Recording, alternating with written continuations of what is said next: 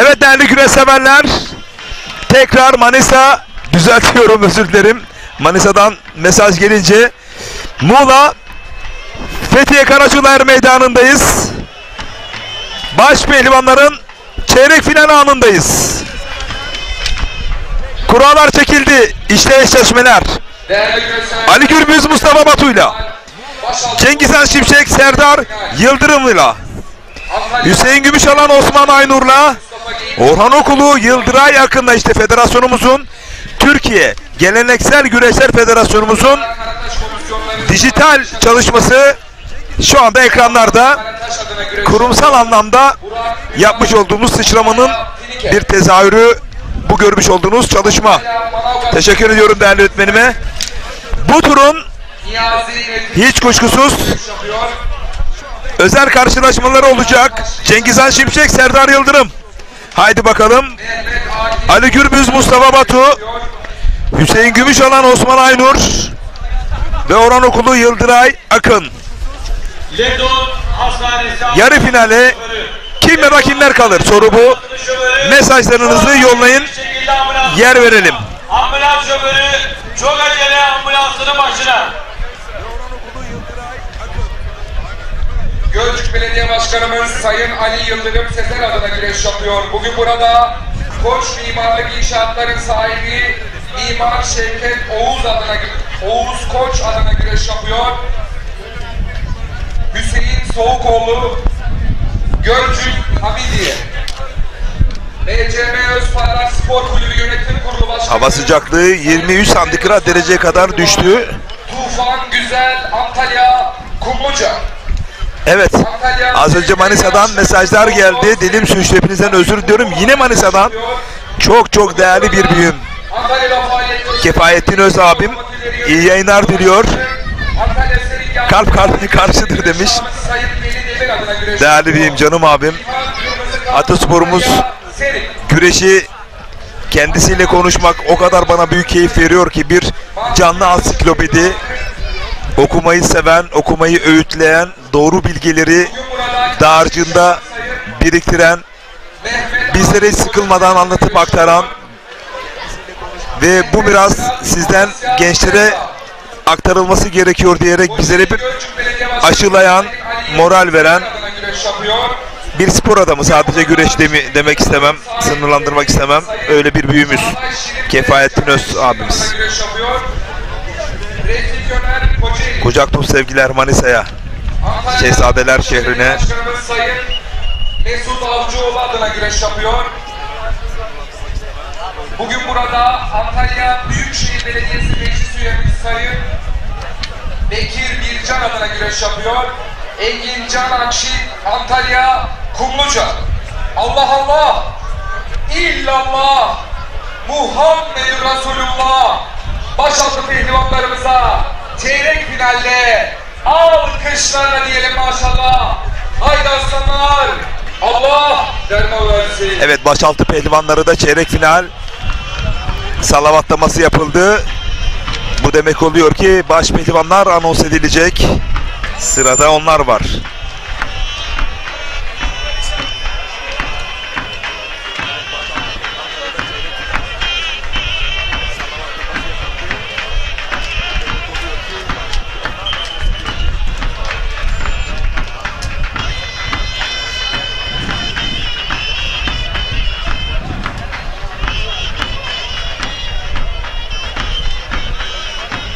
Evet değerli güreş severler, Türkiye'nin en genç güreş ağası, 2.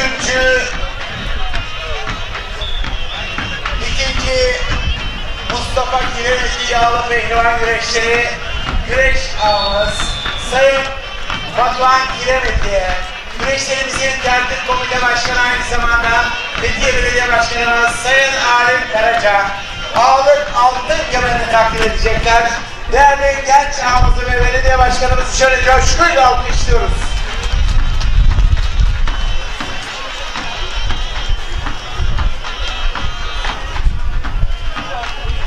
Evet, giyinmesi bilenene giysi yakışır. Onlara bakar, gözler kamaşır. İkinci Mustafa Kiremeti yağlı pehlivan güreşleri. Güreş ağımız Sayın Batuhan Kiremeti'ye altın kemer çok yakışır diyor. Coşkuyla alkışlıyor. Hayırlı uğurlu olsun diyoruz. Küçük orta büyük boy puanına saatiniz gelmiştir.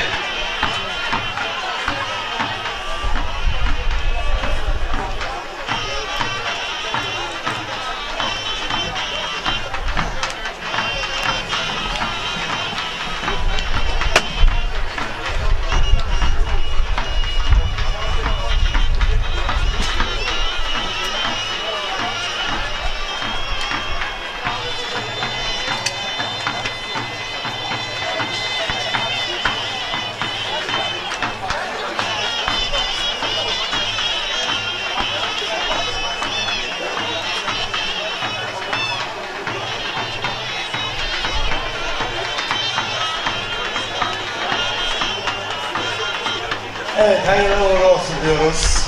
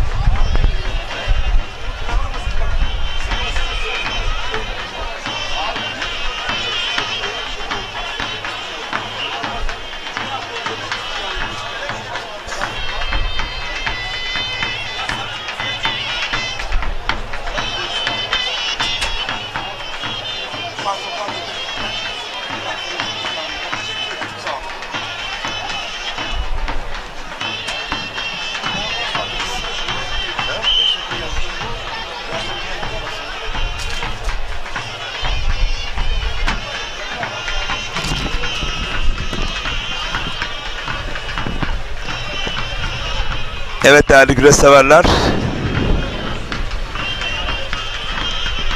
Biraz esmeye başladı bu arada. Cuma günü Bilecik Söğüt'teydik. Çok güzel bir organizasyona ev sahipliği yapıldı. Karakucak güreşlerinde 3 Mayıs Türkçülük Günü münasebetiyle tertip edilen organizasyona bir de Karakucak güreşleri etkinliği eklendi ve biz de orada canlı olarak ekranlara getirdik. Baş mihmandarı çok değerli Söğüt Belediye Başkanımız Ferhat Durgut muazzam bir organizasyona imza attı. İnşallah önümüzdeki yıl çok daha büyüyerek, çünkü bunu hak ediyor. Burası çok önemli. Muazzam bir güreş sahasına hakimler. Biz de seve seve katkı vereceğiz bu yıl olduğu gibi. Bu cümleden olmak üzere Söğüt Belediye Başkanımız Ferhat Durgut'a Muğla, Fethiye Karaçulhayır Meydanı'ndan selamlar yolluyorum.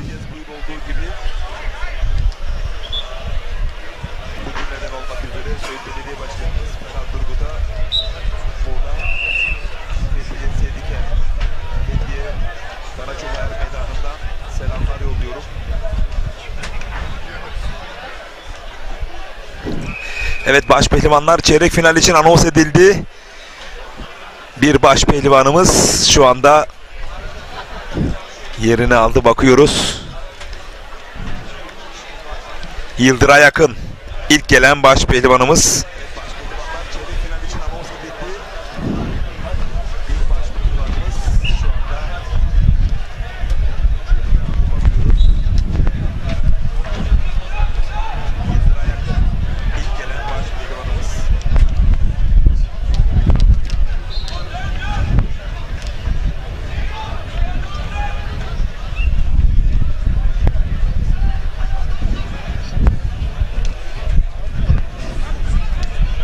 baş pehlivanlarımız Evet. her meydanındaki yerlerinizi alınız.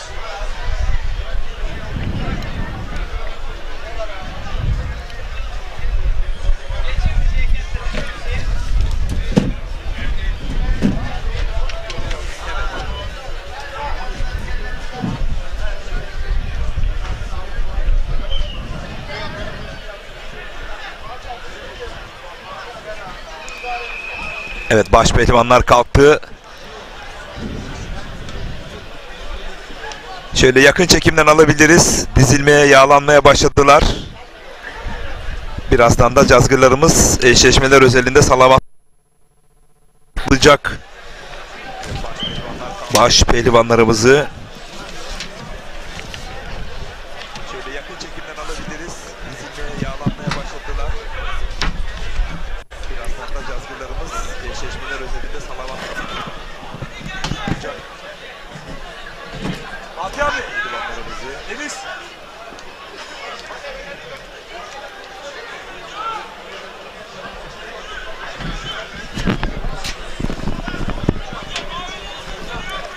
Evet, yalanıyorlar.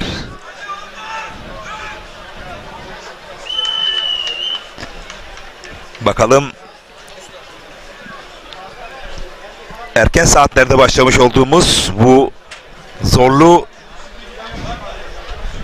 güreş serüveninde günün anlam kazanabilmesi adına baş pehlivanlarımızdan kim ya da kimler podyumun bir basamağına uzanmış olacaklar. Bugünün anlam kazanabilmesi için mücadelelerin podyumdaki yerlerini almalarını bekleyeceğiz. Ve sözü cazgırlarımıza bırakalım. Baş pehlivanlık güreşlerinde çeyrek final müsabakası.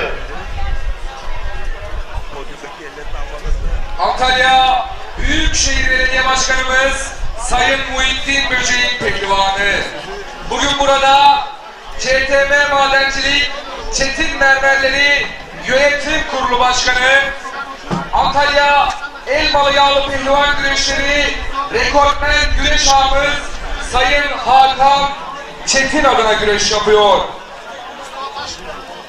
Yine Naz Oteller'in sahibi Sayın Mesut Dime teşekkürlerini sunuyor. Mustafa Batu, Antalya Odabaşı. 10, 11, 12 Mayıs tarihlerinde tüm güreş severleri Manavgat Er Meydanı'na davet eden çok değerli Manavgat Belediye Başkanımız Sayın Niyazi Nefi Kara adına güreşiyor. Aynı zamanda 2024 yılı ana sponsor olan çok değerli büyüğümüz Antalya Fartak'ta faaliyet gösteren Gönül İnşaatleri, Gönül Gayrimenkulleri, Gönül Otomotivleri Yönetim Kurulu Başkanı değerli büyüğümüz Sayın Ali Abay adına güreşiyor. 2011, 2012, 2019, 2021 yılları Türkiye Cumhuriyeti Baş Pehlivanı Ali Gürbüz, Antalya Korkuteli. Sakarya Akyazı Belediye Başkanımız Sayın Bilal Soykan adına güreş yapıyor. Er meydanlarının genç baş pehlivanı. Bugün burada Denizli Beyaz Belediye Başkanımız Sayın Sezai Bütün adına güreş yapıyor. Serdar Yıldırım, Sakarya Karabükçe.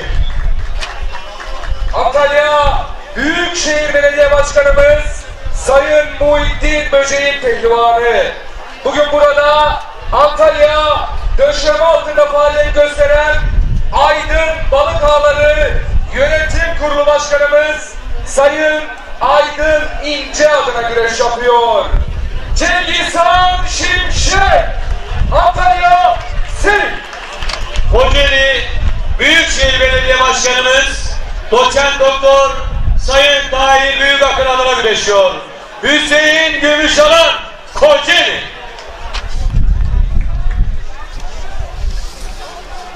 Antalya Büyükşehir Belediye Başkanımız Sayın Muhittin Böceğin pehlivanı. Bugün burada Fortis Tarımları Yönetim Kurulu Başkanı Sayın Süleyman Alkan adına güreş yapıyor. Yine Naz Oteller'in sahibi Sayın Mesut Dile teşekkürlerini sunuyor. 2006 yılı Tarihi Kırpınar baş pehlivanı Osman Aynur Antalya Sirk. Kocaeli Gölcük Belediye Başkanımız Sayın Ali Yıldırım Sezer adına güreş yapıyor. Bugün burada Gölcüklü sevilen iş adamı Sayın Erkan Gönenç adına güreş yapıyor ve Koç Mimarlık İnşaatlar sahibi Sayın Şevket Koç'a da desteklerinden dolayı teşekkür ediyorum diyor. Yıldıray Akın, Kocaeli Gölcük.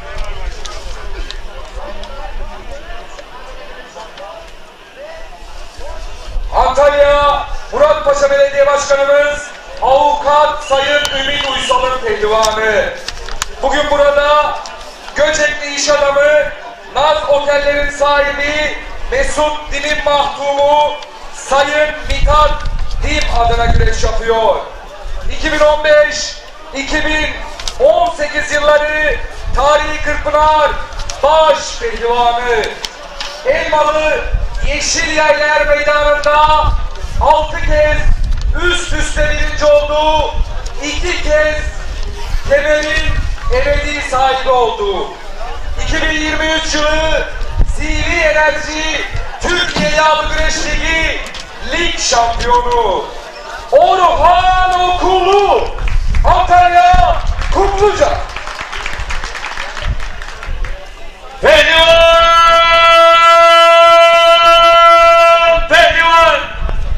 Bizler adamların, Koca Yusuf'ların, Kurt Dede'lerin, Kenan İçoğlan'ın torunlarıyız. Bizler bu sahalarda sabaha kadar güneş tutup at sırtında şehit düşen akıncıların torunlarıyız.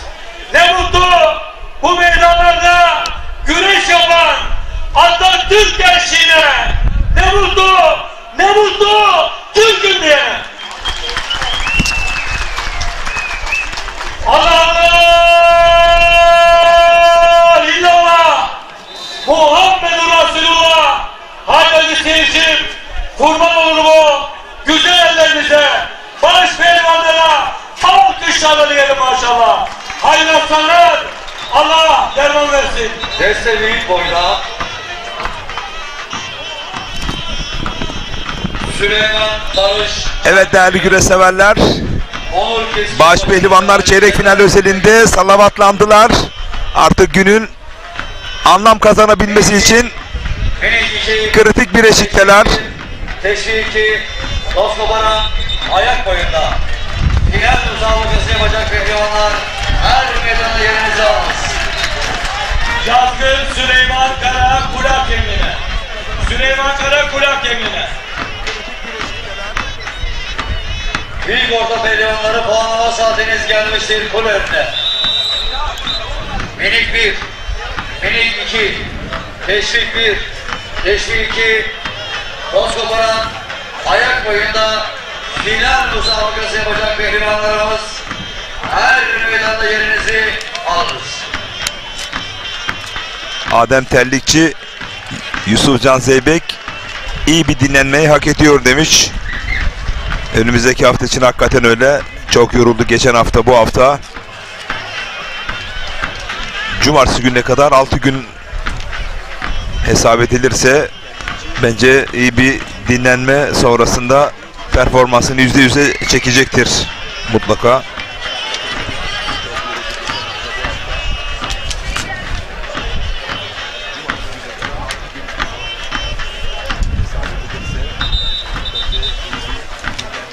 Cengiz Han Şimşek hakikaten çok güçlü duruyor performans olarak. Orhan Okulu her zaman bildiğiniz o çizgisinden emin adımlarla ilerliyor.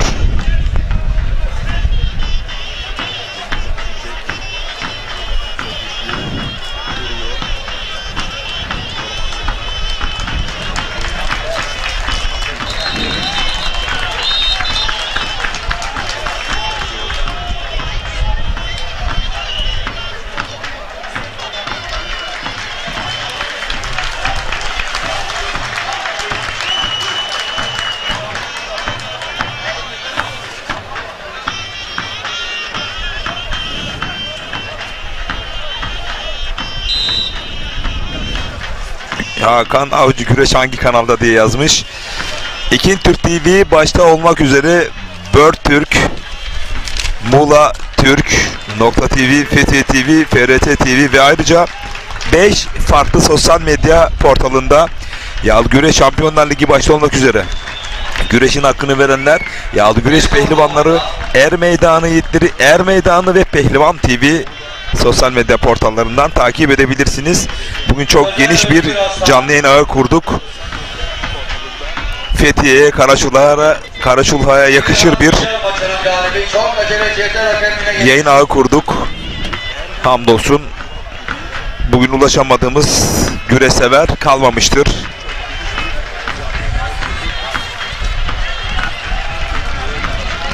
Yorumlarınızı, mesajlarınızı yollayın, yer verelim. Öngörüleriniz, yarı finale kim ya da kimler kalır? Ve ayak boyunda finale kalan pehlivanlar çok İbrahim acele meydanda. Temel Gülay, Şimşek mi çakacak yoksa Yıldırım mı çarpacak demiş. Güzel bir yorum. Bakalım Serdar Yıldırım'la Cengizhan Şimşek, hani el bombası nasıl patlayacaklar belli değil.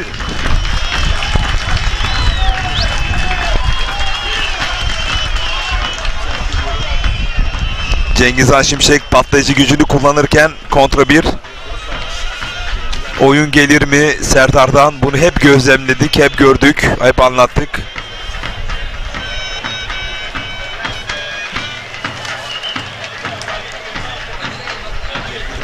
Hüseyin Gümüşalan ekranlarda.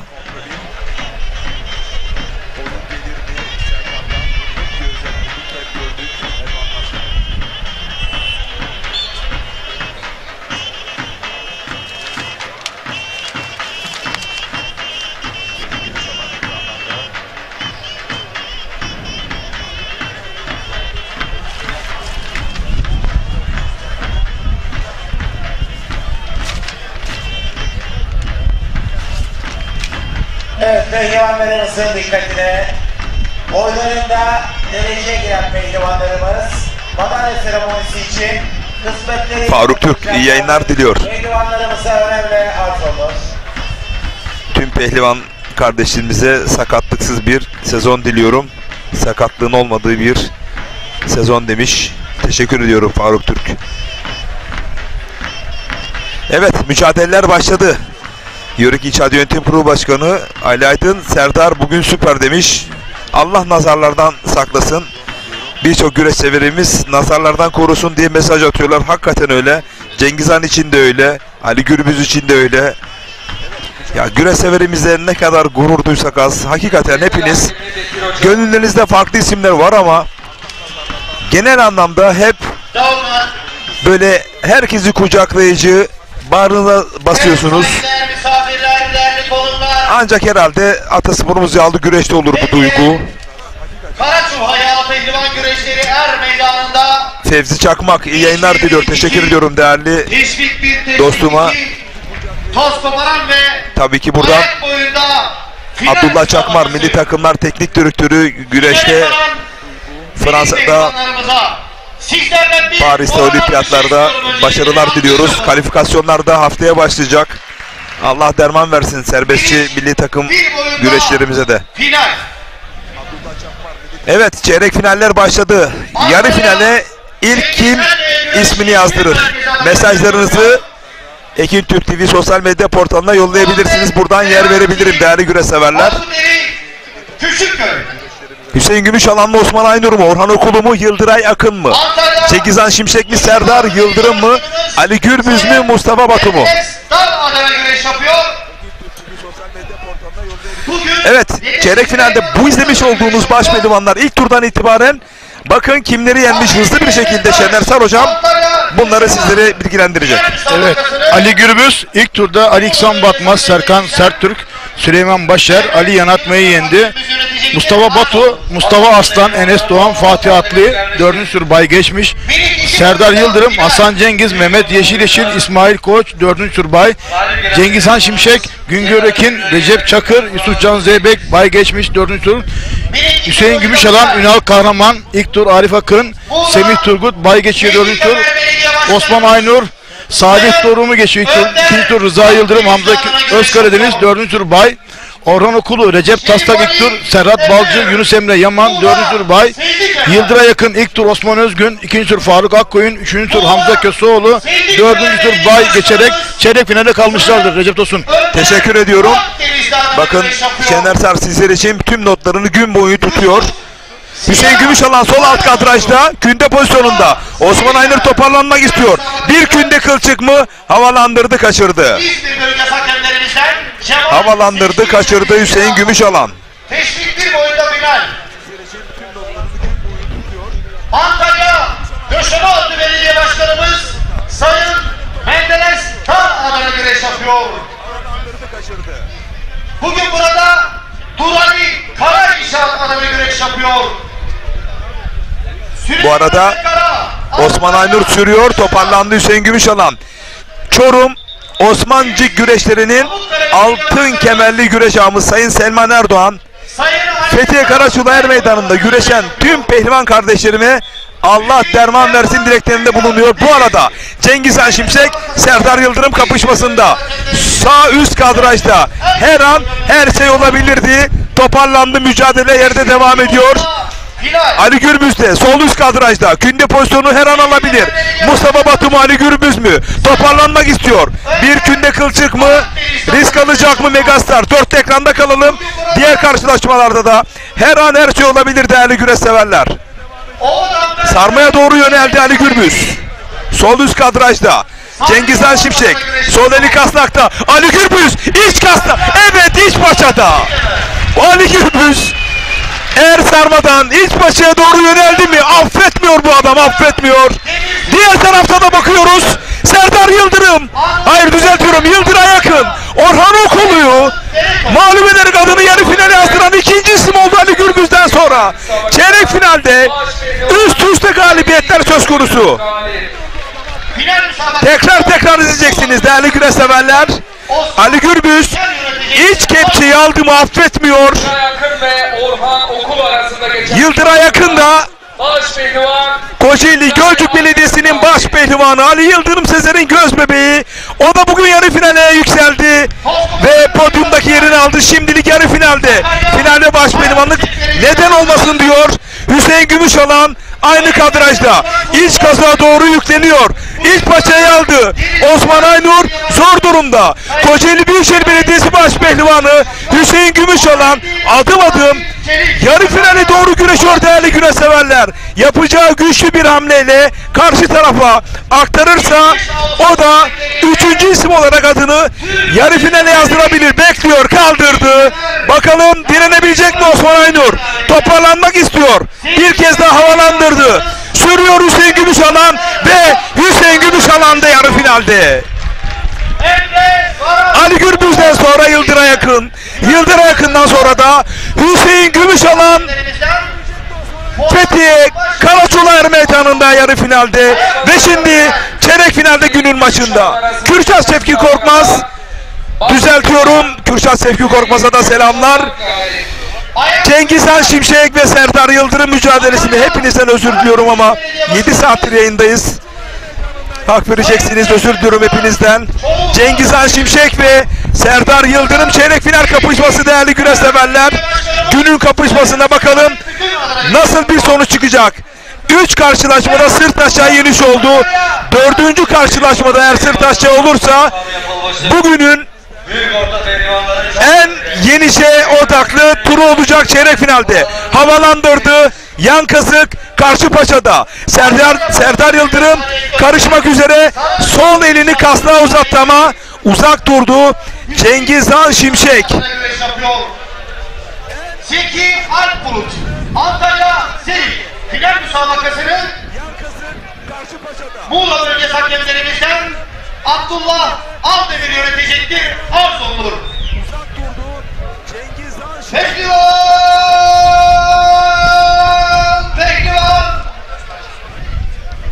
Çamşılar aldı birinci. Karşı yöne doğru dış kasağa doğru yöneldi ama toparlandı Serdar Yıldırım. Bakalım bunlardan hangisi birinci olacak? Aynı şekilde altın altında Yusufcan Zeybek de Kontrollü kalkmayı çok denedi ama hiç boşluk bırakmadı Cengizhan Şimşek. Oralardan Her birini severim. kas kanadına Hepsini çok iyi yöneliyor Cengizhan Şimşek. Bu pehlivanlarımıza alkışlar sizlerden can. Gerçekten güzel mücadele. Serdar Yıldırım buraya kadar müthiş mücadeleler yaptı. Yine Allah Allah. çeyrek final müsabakası da Cengizhan Şimşek'le kor gidiyor. Muhammed. Her an her şey çıkabilir Eğer Recep Tosun. bu eşiği de atlarsa bu Serdar Yıldırım'ı bu yıl önünde kimse duramaz. Kesinlikle katılıyorum size Recep Tosun. Allah derman versin. Cengizhan Şimşek zaten rüştünü ispatlamış bir baş pehlivan. Gerdanlamadan yükleniyor, düdük çaldı çayır hakemi. Müsaade etmediği gerdanlamaya, mücadeleyi ayakta sürdürecek mi bakalım. Soldan sarmadan bir anda gerdanlama ve mücadele ayakta devam ediyor. Çeyrek finalde günün kapışması. 26 Haziran 2024 Çarşamba Soluna doğru dalmak istedi, uzak kaldı. yapılacak olan Karşılıklı bileklerden blokladı iki baş pehlivan da. Bir anda dalmak istedi. Koltuk altından Serdar Yıldırım. Kol bastıdan Cengizhan Şimşek.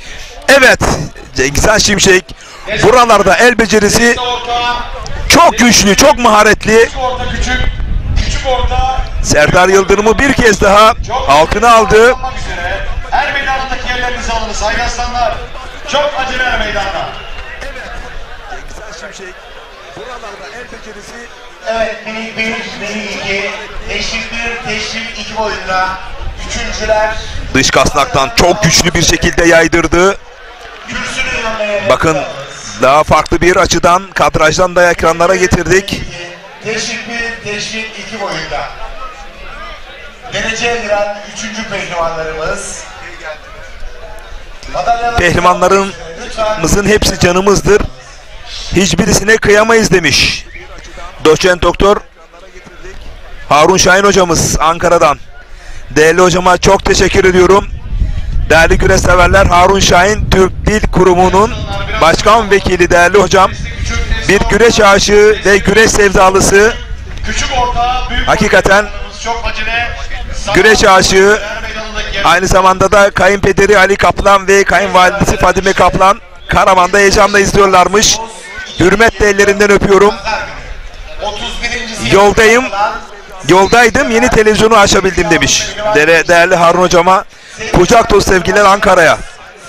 Bayram Önder Cengizhan Şimşek halkımızı baskısına devam ediyor.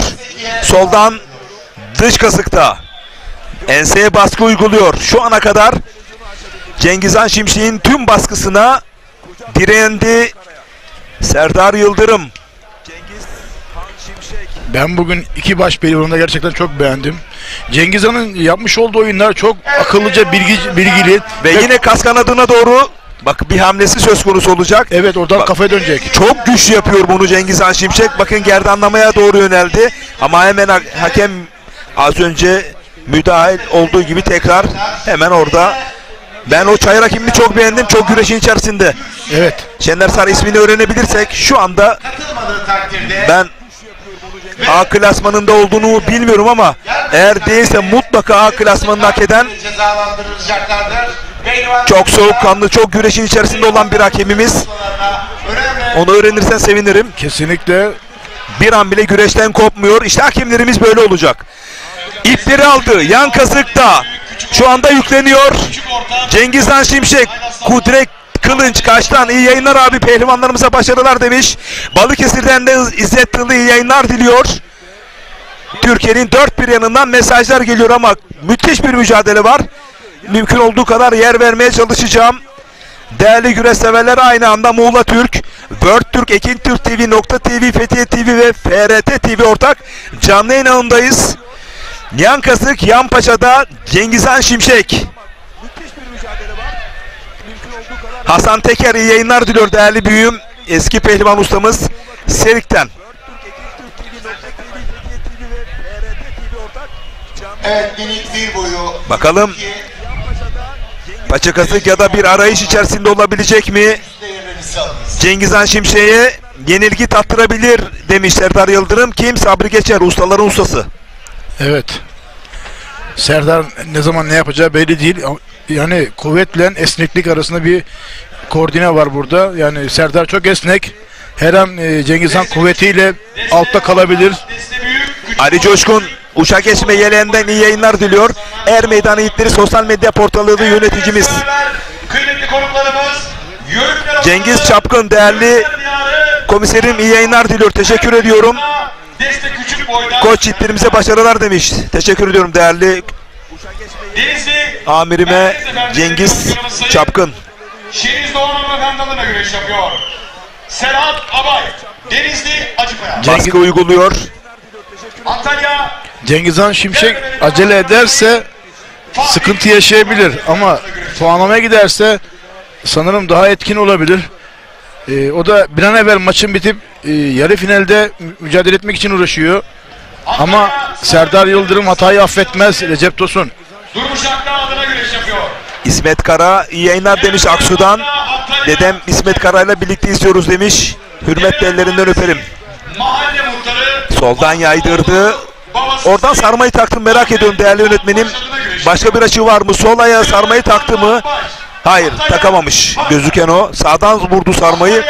Bel sarmasına doğru yöneldi. Oradan kleyi deniyor. Toparlandı. Sağlı sollu klelerden sarmadan büyük baskı kurdu Cengizhan Şimşek Serdar Yıldırım'a. Değerli güreş severler.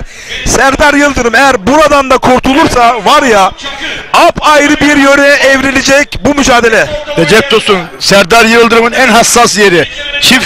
Yani bu çift sarmada dayanamıyor. Eğer ki buradan kurtarırsa iyi olur ama kurtaramazsa Cengizhan Şimşek buradan çevirebilir. Belediye Başkanımız Sayın Evet şu anda sarmadan yükleniyor gerdanlamayla. Çay hakemi net bir şekilde düdüğü çaldı. Buraya kadar dedi Cengizhan Şimşek. Ben buradayım, her zaman da olacağım mesajını veriyor. Kurulu Başkanı Sayın Serdar Yıldırım'ın bir serzenişi söz konusu. yine bugün burada Cengizhan Şimşek zor başladığı çeyrek finalde o bıyıklarını da terlemiş bıyıklarını da işte bakın burada çok güçlü bir baskı ortaya koydu. Evet işte bu hamlesinde yine bugün burada evet Antalya'ya karşı çay hakemi net bir şekilde inanarak düdüğü çalmış ve yarı final şekillendi değerli güreş severler. Şekillendi. Aslan, Şehzade Kimler var kimler? Amasya, Serdar Yıldırım ve İllallah, Ali Gürbüz, Resulullah, Hüseyin Gümüşalan, Cengizhan Şimşek, Serdar Yıldıray Akın. Evet bakın bu 11 numaralı hakemi ben çok beğendim. Şener Sar kimse bakın evet burada bir baş pehlivan göbeği yıldızı gördüğünde onu inanarak çaldı. Antalya, Ben bu hakemi çok beğendim 11 numara. Bence o biri silelim bir numaraya doğru emin adımlarla ilerliyor. Termosos Madencilik ve Öbür deminki açı güzeldi değerli yönetmenim. Bu Ali Gürbüz'ün evet şimdi Ali Gürbüz'ün o yarı finale kaldıkları anların o son anları çeyrek finalde bakın iç kepçeyi aldığında ayağıyla da Mustafa Batu'yu net bir galibiyetle Ali Gürbüz Megastar yarı finalde.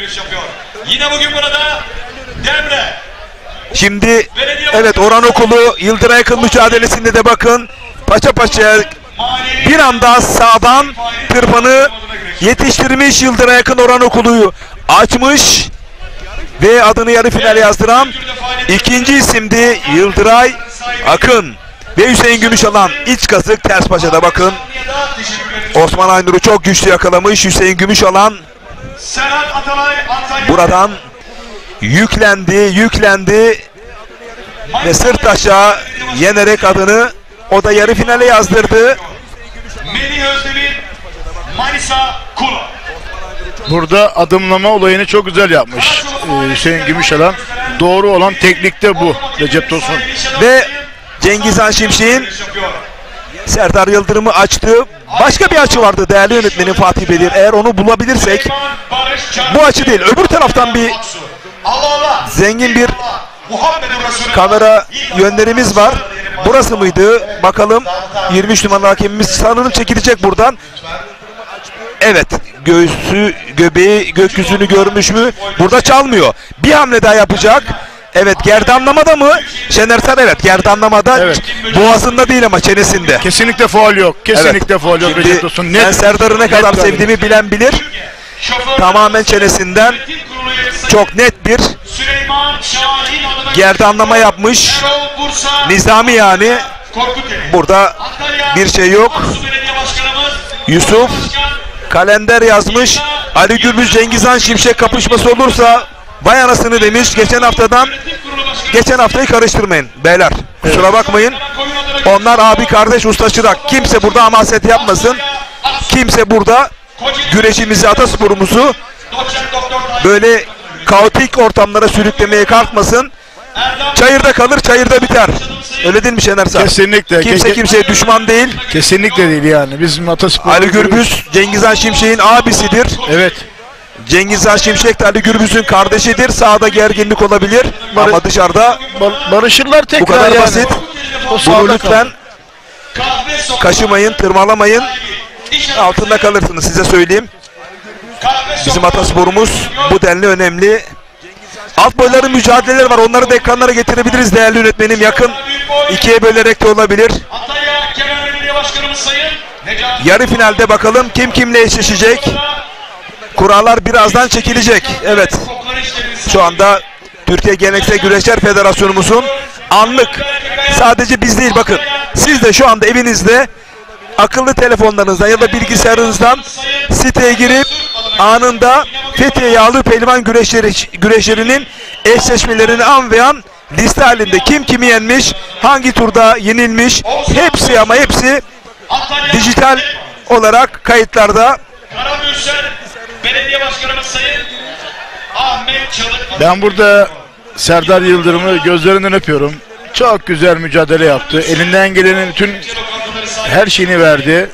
Tebrik ediyorum. Onun gibi genç baş pehlivanları gözlerinden öpüyorum. Sinan Yıldız. Yani bugün gerçekten müthiş mücadeleler izledik. Hepsini tebrik ediyorum Recep Tosun. Sayın Burhan Nakliyatlar sahibi Özel Harekat Birliği'nden değerli komutanım Şahin Açar iyi yayınlar diliyor. Kocaeli Tüm güreşçi kardeşlerime selamlar demiş. Koca Yusuf Hüseyin'e başarılar demiş. Şahin Acar değerli komutanıma. Evet, alt boylarda da mücadeleler var değerli yönetmenim. Onları da ekranlara getirelim. Gençlerimiz yarı finallerde mücadele ediyorlar. Murat Gözütok, sana çok selam var. Şener Sar. Aleykümselam, bize kucak dolusu selamlar yolluyoruz. Finike'den Hilmi Ülker iyi yayınlar demiş. Minik bir boyunda dereceye giren pehlivanlar.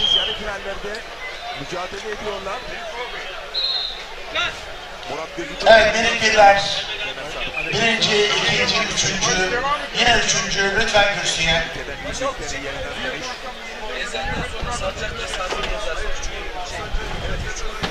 Bu arada değerli güreş severler, Mula TV'de değerli rejisörümüze, World Türk TV'de Nevzat kardeşimiz, Ekin Türk TV'de Tuğçe kardeşimiz, Nokta TV'de Erkan kardeşimiz, Fethiye'de TV'de ve FRT TV'de değerli rejisörlerimiz gün boyu siz değerli güreş severlerimize geniş canlı yayın ağında tüm karşılaşmaları ulaştırabilme adına büyük bir mesai ortaya koyuyorlar. Sizler adına onlara teşekkür etmek istiyorum. Çok büyük emek sarf ediyorlar. Evet, minik bir boyunda. Kolay değil. Oturduğunuz yerde akşama kadar Hamza Deniz. an be an bilgisayar başındasınız Eymen Efe ve Çeşte.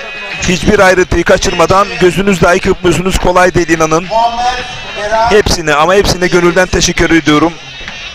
İyi ki varlar. İkinci pehlivanımız. Hadi aslanım benim. toz koparan ayak boyu. Güreşin hakkını verenler sosyal medya portalında çeyrek finaldeki karşılaşmaların tamamı şu anda Minik bir boyunda. sosyal medya portalında anında izleyebilirsiniz. Salih Kaya'ya da teşekkürler. Ali Coşkun'a, Ozan Boztunç'a Pehlivan TV'de ve yine Yağlı Güreş Pehlivanları Fatih, Kurallarımızı çekmek üzere. Gayri geleneksel Er Meydanlı yiğitleri 671, Ali Coşkun, 672. rekortmen güreş ağımız Sayın Hakan Çetin. Çetin Madencilik Yönetim Kurulu Başkan Vekilimiz Sayın Gökhan Çetin'i. Evet. Kırkmalı Belediye Başkan Yardımcımız. Ebecim Mehmet, iyi yayınlar, televizyonda maçı cepten de güreşleri izliyorum demiş, Almanya'dan selamlar. Mehmet Ebecim. Pehlivanlarımızın madalyalarını takdim etmek üzere davetimi arz ediyorum. Musa Orman'mış 11 numaralı hakemimiz Musa Orman. Ya bunu yazan Hasan Yumak, helal olsun sana. Teşekkür ediyorum. Bu hocamızı inşallah Pehlivanlarımıza Kırkpınar'da 50'şer dolar yarı finali hak ediyor. Şimdi çeyrek finalde ama inşallah bugün de ona bir yarı finalde görev tevdi edilir. teşekkür ediyor. Pehlivanlarımızın başarılarını devam ediyoruz. Cetvel hakemlerimiz baş pehlivanlık kurallarını getirelim. Evet, baş pehlivanlar çeyrek final kurallarını çekme üzere davet edildiler. Hadi bakalım. Yarı final Recep Tosun. Özür diliyorum. Yarı final. Teşekkür ederim Şener Sar.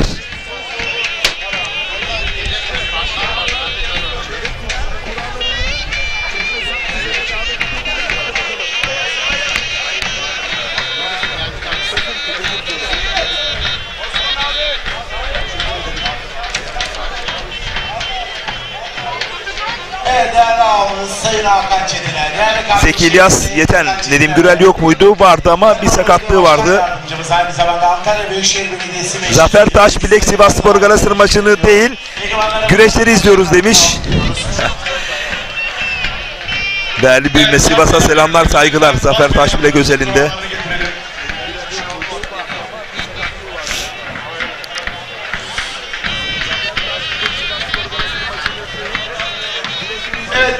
Alt boylarda da yarı finaller devam ediyor.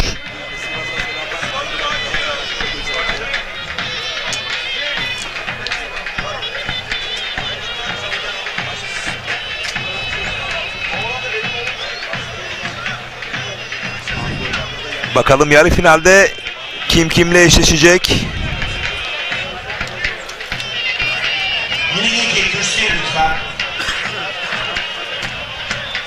Necdet Fitos, Kocaeli Karamürsel'den değerli büyüğüm. Hüseyin Gümüşalan'a başarılar diliyorum demiş. Hakan Sürek 3. Yine 3. Yahya Sönmez 3. 2. Burdur'dan Ali Gün, iyi yayınlar demiş. Teşekkür ediyorum. Şerif Ali Efe Yörü. Evet, Mesut'im değerli büyüğüm. Büyük orta Başakya Ata Çocuğu. Gözlüklü değerli büyüğüm Mesut'im. Bu organizasyona çok büyük katkılar sağladı. Ali Gün, Mustafa Gün Burdur'a selamlar. Gökben muhtarımız Sayın Sami Alkaya'yı, Pazaryeri Mahalle muhtarımız Sayın Elyas Akkuşu, Esenköy Mahalle muhtarımız Sayın Serdar Urlu'yu, Çorum Osmancık altın kemerli güreş ağamız Sayın Selman Erdoğan. Bir kez daha er meydanında güreşen tüm pehlivan kardeşlerime başarı dileklerinde bulunuyorum demiş. Ve ayrıca Çorum Osmancıklı ve Çorumlu pehlivanları Türkiye şampiyonalarına ve yağlı güreşte de il ve ilçelere giderken onları yolcu ediyor ve her türlü katkıyı sağlıyor Selman Erdoğan. Toprak Gayrimenkul Yönetim Kurulu Başkanı Selman Erdoğan'a gönülden teşekkürlerimizi sunuyoruz. Gerçek bir güreş sevdalısı. Lütfen acele edelim.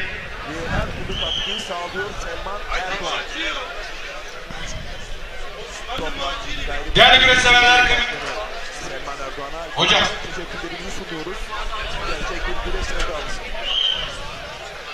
Büyük orta boyunda yarı final. Ankara Büyükşehir Belediye Başkanımız Sayın Mansur Yavaş adına güreş yapıyor. Yine bugün burada Antalya Kaş'ta faaliyet gösteren iş adamı Sayın Mehmet Akif Kocakaya adına güreş yapıyor. Ömer Faruk Kıyat, Amasya.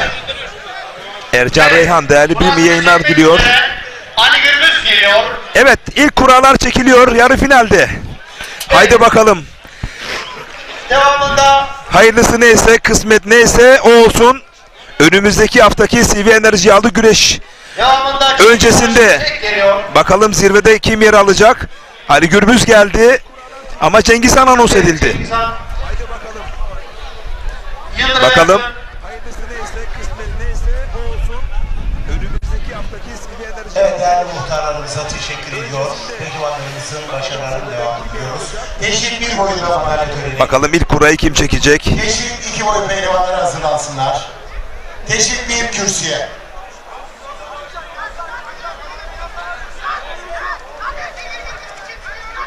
Evet, teşvik bir boy pehlivanları kürsüye.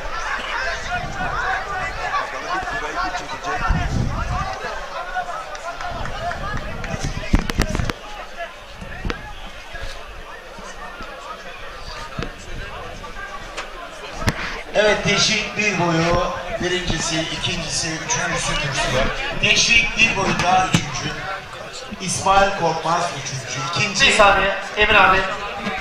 Baş pehlivanlık yarı final müsabakasında 2 Antalyalı baş pehlivanımız, 2 Kocaeli'li baş pehlivanımız kaldığından dolayı karşılıklı kura çektiriyoruz. Bilgilerinize İşte MHK farkı. İşte Sayın İbrahim Türkiş Başkanımızın kurmaylarının Ali Gürbüz dokunuşları. kurasını çekiyor.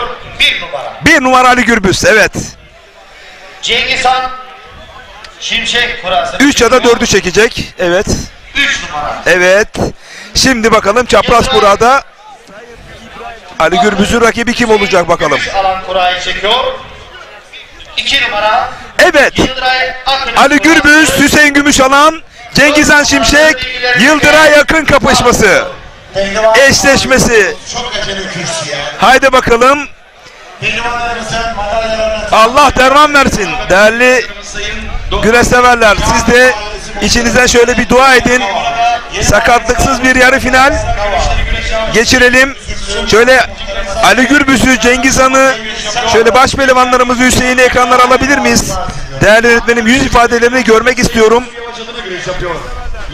Evet, hemen kritiğe başladı Hüseyin Gümüşalan. Türkiye adı güreşinin Koca Yusuf lakabı Hüseyin Gümüşalan'ı, Kocaeli Büyükşehir Belediyesi'nin baş pehlivanı Kırkpınar'da altın kemere göz kırpıyor. Alim Karaca adına güreş yapıyor. Şu anda Bugün burada Bodrum'da sanırım dışarıya doğru adımlıyor. Evet. Biraz soluklanacaklar. her gün Yiğit adına güreş Çünkü yapıyor. küçük orta büyük ve baş altının yarı finali sallamatlanıyor sanırım. Resulullah. Yiğit aslanlar alkışlarla diyelim. Onları da birazdan mı anons edilecek bakıyorum. Yağ görevimiz. Bizi- Pehlivanlarımıza yağ verelim. Çağırdılar. Evet, tekrar geri gelecekler. Evet. Yıldıray orada. Cengiz Han orada. Baş altının yarı finali sallamatlanıyor sanırım. Evet saygıdeğer misafirler, değerli konuklar, başaltı güreşlerinde Yarı final. Evet. Başaltı pehlivanlarımız için sözü biz yazgılarımıza bırakalım. Artık yarı finalleri verelim. Değerli yönetmenim, alt boylarda baş altında özellikle. Şimdi söz yazgılarımızda. Balıkesir'in Macarları Evet, eşleşmeler tamam. Ali Gürbüz, Karakaya adına güreş yapıyor. Refik Döner, Kocaeli Gölcük. Kocaeli Gölcük Belediye Başkanımız Sayın Ali Yıldırım Sezer adına Ali güreş Gürbüz, yapıyor. Hüseyin Gümüşalan, Cengiz Han Şimşek, Yıldıray Akın. Ekrana yanlış yansıttınız. Değerli yönetmenim. Şimdi diyecekler ki nazar değdi size. Gün boyu mükemmeldiniz ama yarı finali bile eşleyemediniz. Önemli değil, nazar bu. Antalya Manavgat Belediye Biz Başkanımız bugün geniş canlı yayın ağında nasıl Emin Kara adına güreş yapıyor. güzel işlere imza attığımızı zaten güreş severlerimiz takdir etmekte. Tam Başka iş bir adamı pehlivanı Sayın bugün Kocakaya adına güreş yapıyor. Serhat Elvan. mücadelesini ekranlara taşıdık. Ankara Evet, baş altı pehlivanların yarı final salavatlaması. Mansur Yavaş adına güreş yapıyor. Bugün burada Narviç Otelleri sahibi Mehmet Akif Kocakaya adına güreş yapıyor. Mehmet Kırat Amasya Beyda. Allah Allah, illallah, Muhammedun Resulullah. Yiğit Türk aslanlarına alkışlarla diyelim maşallah. Evet, Allah başaltı pehlivanları yarı final. Abdülrefik Öner Gölcük Belediyesi. Şimdi ben şunu söylemek istiyorum. Baş altında da iki Gölcüklü. Değerli öğretmenim, başaltı pehlivanları ekranlara getirelim. Evet. İki Gölcük Belediyesi'nin pehlivanları. Buradan yarı finalde bir çapraz kura çekilemez miydi Şener Sar? Evet, kesinlikle olabilirdi. Baş pehlivanlıkta bu yapılıyorsa baş altında da iki Gölcüklü ya da iki hemşerili neden birbirine düştü? Hemen soru bu yönde. Evet, Kesinlikle ve ben buradan değerli MHK Başkanım ve yönetimine de buradan sesleniyorum. Neden olmasın diyorum. Baş altında da yani bir çalışma yapılsın. Yapılsın kesinlikle Recep Tosun. Burada iki gözcüklü düştü birbirine. Yani çapraz eşleşme yapılabilirdi. Baş pehlivanlıkta olduğu gibi çok da Evet. güzel yapıldı. Helal olsun. Çok da güzel çekişmeli, daha çekişmeli bir mücadele olacağını düşünüyordum. Hayırlısı olsun inşallah. Biz burada yine belirtelim kimler güreşiyor. Abdülrefik Öner, Gölcük Belediyesi Ali Yıldırım Sezer'in pehlivanı. Hüseyin Soğukoğlu yine Gölcük Belediyesi Ali Yıldırım Sezer'in pehlivanı. Serhat Elvan, Manavgat Belediye Başkanı Refik Kara, Nafi Kara'nın pehlivanı. Mehmet Kırat da Ankara Askı Spor Kulübü'nün pehlivanı. Karşılaşacaklar, hep beraber izleyeceğiz. Evet, Hayrettin Çampınar değerli büyüğüm iyi yayınlar diliyor. Tüm pehlivan kardeşlerime başarılar demiş.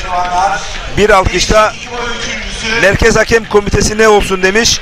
Baş pehlivanlar üzerinde o çapraz kurayı. Umut ediyoruz ki baş altında da inşallah almış oldukları o doğru kararı baş altında da ve büyük ortada uygulanması noktasında temennimiz bu. Kesinlikle. Bence bu an atlatıldı. Yani atladı bu. Bir şekilde gün boyu yorgunluktan dolayı bence burası atladı. Yoksa farkına varmış olsalardı mutlaka bir dokunuş ortaya koyarlardı. Kesinlikle katılıyorum Recep Tosun. Yani gerçekten bugün 1000 küsür pehlivan vardı burada. Değerli MHK yöneticilerimiz, değerli hakemlerimiz belki de unutuldu ama Serhat Elvan hangi kulübün pehlivanı? Manavgat, Antalya Manavgat. Mehmet Kırat da Ankara Aski. Aski, evet. Diğer ikisi de Gölcük Belediyesi'nin pehlivanı. Güzel mücadele olacak. Başarılar diliyoruz. Gün boyu güzel güreşler yaptılar. Ömer Öptüm'ü sahneye davetimi arz ediyorum.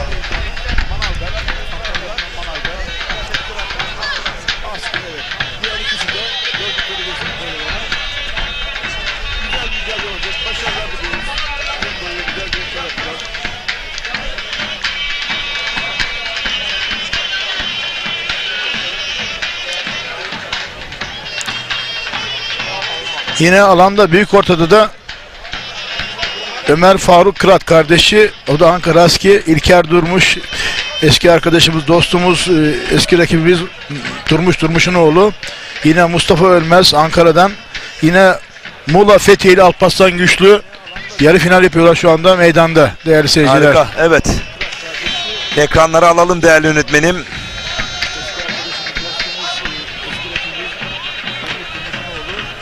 İkili de alabiliriz. Tabii takdir sizin. Evet, çok yoruldunuz biliyoruz. Saat 8'i 19 geçiyor.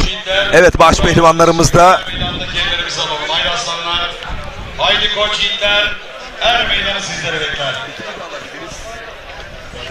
Ekranlarda şu anda büyük orta başaltı pehlivanları güreşiyor. Evet, toz kapanan Evet. dereceye giren İlker Durmuş, Ömer Faruk Kırat'la mücadelesi. Evet, iç kazık ters paça ve kadraj galip dışına çıktı. kadro dışına çıktı ve İlker Durmuş finalde. Hasan Basri Koçak Tosya'dan iyi yayınlar dilemiş. Teşekkür ediyorum. Beste orta boyu pehlivanlarının puanlama saati gelmiştir. Evet, değerli muhtarlarımıza teşekkür ediyorum.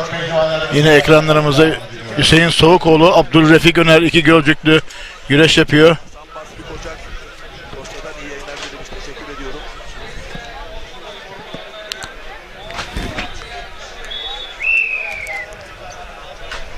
Evet.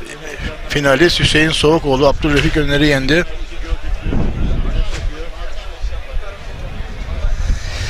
Evet, baş pehlivanlarımız yağlanıyor. 22 santigrat derecede hava biraz soğudu artık. Değil mi Şener Sar? Evet. Ama genel anlamda korktuğumuz gibi çıkmadı Recep Tosun. Hava gerçekten müsaitti. Yani geçen seneki gibi olmadı. Yağmur olmadı, Allah'a şükürler olsun. Çok da güzel mücadele oldu. Çok güzel maçlar oldu.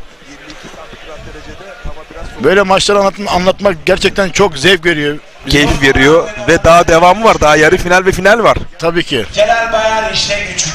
Yine 3.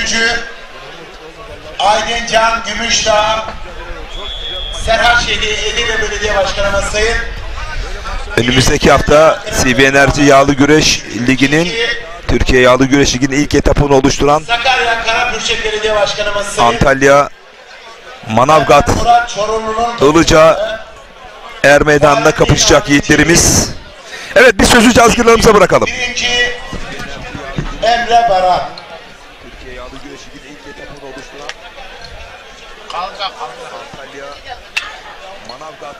Evet. Değerli güreş severler, kıymetli konuklarımız, Fethiye Karaçuva Er Meydanı'nda baş pehlivanlık boyunda yarı final.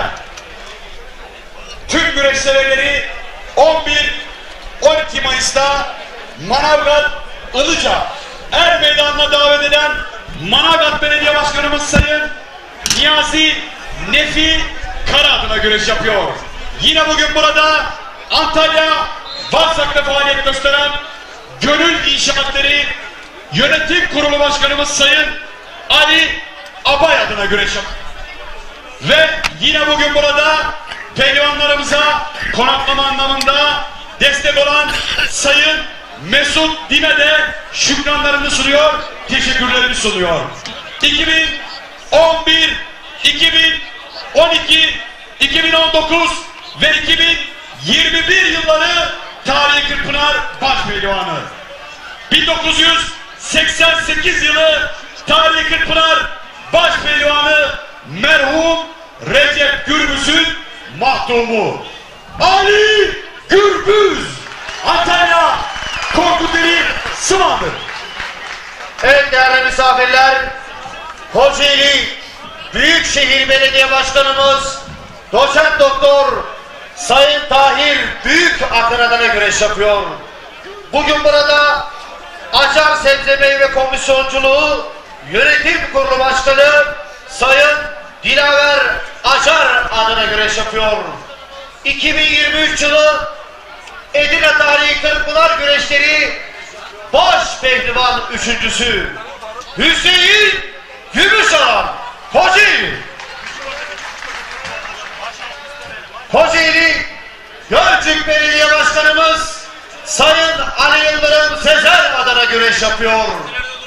Bugün burada Gölcüklü sevilen iş adamı Sayın Erkan Gönenç adına güreş yapıyor. Yıldıray Akın Kocaeli Gölcük. Küçük orta küçük, küçük orta büyük boy pehlivanları puanlama saatiniz gelmiştir. Antalya Büyükşehir Belediye Başkanımız Sayın Muhittin Böcek Beyefendi adına güreş yapıyor. Yine bugün burada Antalya döşeme altında faaliyet gösteren Aydın Balık Ağları Yönetim Kurulu Başkanı Varsaklı Aydın İnce adına güreş yapıyor. Ve Antalya Kepez Belediye Başkanımız Sayın Mesut Kocagöz'e de şükranlarını ve teşekkürlerini sunuyor. Cengizhan Şimşek Antalya Sim yarı final müsabakasını Muğla bölgesi hakemlerimizden Abdullah Aldevir hocam yönetecektir. Ve yine yarı final müsabakasını Akhisarlı merhum Arap Mustafa Yıldız pehlivanıncılığı Muğla bölgesi hakemlerimizden Ramazan Çınar yönetecektir arz oldu. Evet değerli güreş severler, değerli konuklarımız. Valla baş pehlivanlar sallamatlanırken Şener Sar, şu fotoğrafı Kırkpınar'da görsen yarı finalde şaşırır mısın? Şaşırmam gerçekten. Güzel bir yarı final. Yani Tek tek ele alsan şunlara ya kimleri yenmediler ki Recep Tosun şu ana kadar? Kimleri yenmediler? Rica edeyim ayağa kalkar mısınız? Bu alkışlar zat-ı halinize ve kıymetli kurmaylarınıza. Bu anlamda sevgiler var. Yine hatırlatalım. Ali Gürbüz buraya gelinceye kadar ilk turda Ali İhsan Batmaz, Serkan Serttürk, Süleyman Başar, Ali Yanatma, Mustafa Batu'yu yendi. Hüseyin Gümüşalan, Ünal Kahraman, Arif Akın, Semih Turgut, Osman Aynur'u yendi. Cengizhan Şimşek, ilk tur Güngör Ekin, Recep Çakır, Yusuf Can Zeybek, Serdar Yıldırım'ı yendi. Yıldıray Akın, Osman Özgün, Faruk Akkoyun, Hamza Köseoğlu, Orhan Okulu gibi pehlivanları yenerek yarı finale geldiler değerli seyirciler. Allah derman versin. Cankır Süleyman Kara Er Meydanı'nda.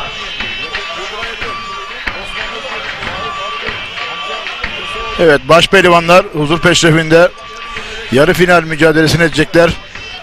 Biz şimdiden yarı finalde görecek baş pehlivanlarımıza başarılar diliyoruz. Allah kaza bela sakatlık vermesin diyoruz.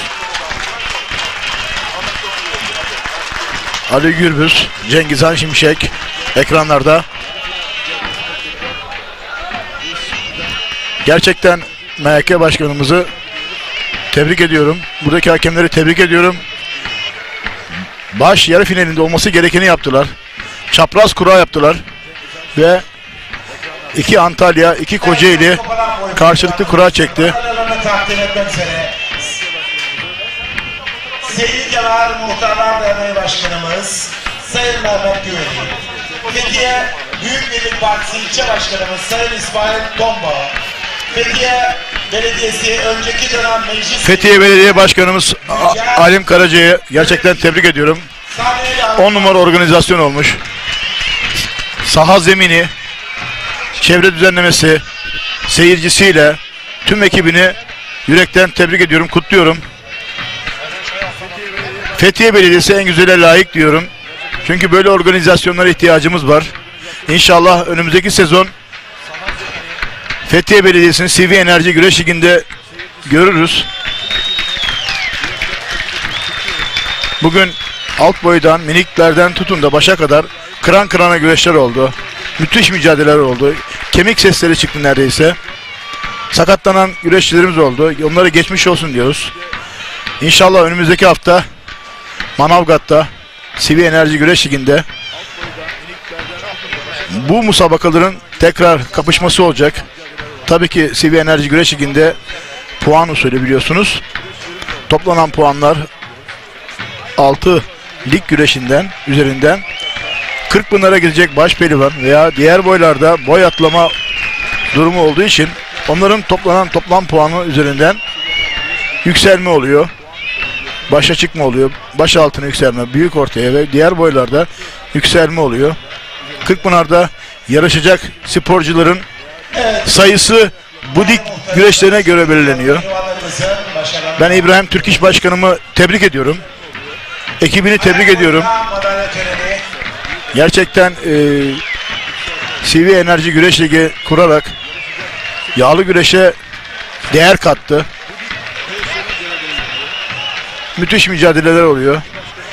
Diğer belediyelerimiz de, yağlı güreş yaptıran belediyelerimiz de tabii ki CV Enerji Güreş Ligi'nde görmek isteriz. Ama sahasıyla, saha düzeniyle, sporcuların konaklamasıyla, tüm etkenleriyle hazır bir şekilde tabii ki katılmalarını isteriz. Yine 3. Aziz Efendi Yağlı güreş bizim atasporumuz, manevi sporumuz. Zeki Akbulut, Türk'ün asil sporu, öz sporu. Serhat Atalardan bize yadigar kalan bir spor. Sakarya Karabükçek Belediye Başkanımız Sayın Türk gibi güçlü sözü buradan gelmektedir. Pehlivanı, aynı zamanda AYZ mühendisi pehlivanı. 1. madalyalarını takdim etmek üzere. Görüntüde Yıldıray Akın, yine Ali Gürbüz, Devrim Karakuşu. mütevazi baş pehlivan, Manavgat Belediyesi'nin pehlivanı. Başkanımız O da Çiçeğiburnu'nda Manavgat Belediyesi'ne transfer oldu. Yine sırtı dönük Aslan Serikli, Antalya Büyükşehir Asat Spor Kulübü'nün pehlivanı Cengizhan Şimşek yarı finalde. Evet, ekranlarda Cengizhan Şimşek. Rakibi Yıldıray Akın. Gölcük Belediyesi pehlivanı Ali Yıldırım Sezer'in aynı zamanda sporcusu. Gölcük ondan çok şey bekliyor. Kocaeli ondan çok şey bekliyor. Yine aynı şekilde Cengizhan Şimşek, Aslan Serikli ve Serik halkı çok seviyor kendisini.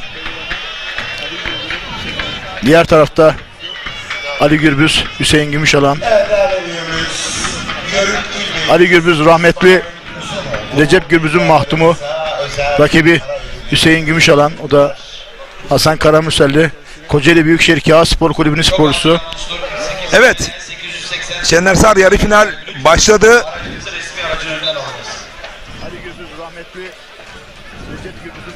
Cafer Ersan değerli büyüğüm de bizleri izliyorlarmış. İyi yayınlar diliyor. Hüseyin Gümüşalan'a başarı dileklerinde bulunuyor. Bakalım finale kimler kalacak? Ali Gürbüz mü, Hüseyin Gümüşalan mı?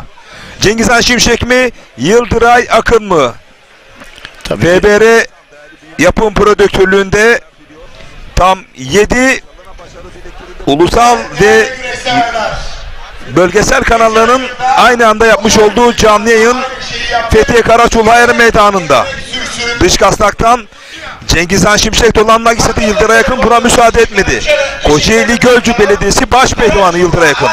Cengizhan Şimşek Antalya Büyükşehir Belediyesi Baş Pehlivanı. Ekranın solunda Hüseyin Gümüşalan Kocaeli Büyükşehir Belediyesi Baş Pehlivanı. Ali Gürbüz Antalya Manavgat Belediyesi Baş Pehlivanı.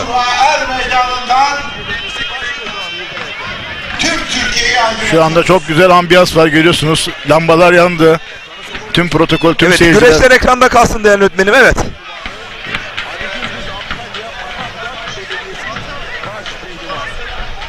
Bizim bir sorumluluğumuz var güreş severler nezdinde. Beline girdi Cengizhan Şimşek. Hemen savuşturdu. Yıldır'a yakın.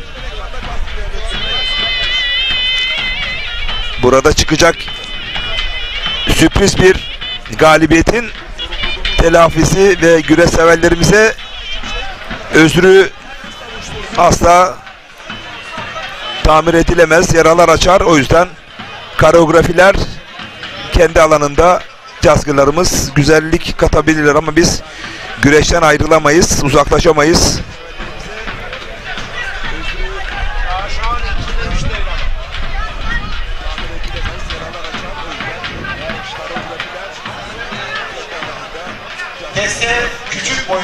Kasnağa uzandı Hüseyin Gümüşalan. Çok güçlü bir şekilde yakaladı. Ali Gürbüz kasnağını kurtarmak istiyor. Şu ana kadar kurtaramadı.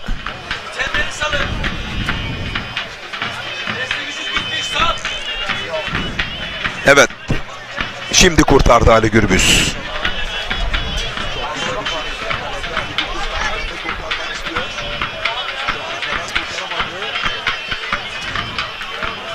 Geçen hafta konuk ettiğimiz Yıldır'a yakın bugün yarı finalde. Recep Tosun, ne diyorsun bu konuda? Ama söz verdi, dedi ki her şeyimi ortaya koyacağım. Kumluca'da bir oyun denedim, pahalı ödedim ama bunu telafi edeceğim. Fethiye Karaçulhayır Meydanı'nda dedi, sözünü tuttu. Bence podyum ayağına attı. Bu Yıldır'a yakın tekrar ben geldim mesajını verdi. Evet, kesinlikle katılıyorum. Ekin Türk TV başta olmak üzere World Türk TV, Nokta TV, Fethiye TV, FRT TV ve Muğla TV ortak canlı yayın ağındasınız değerli güreş severler. Ve 5 farklı sosyal medya portalda aynı anda canlı yayınla sizlere ulaştırıyor bu görsel şöleni.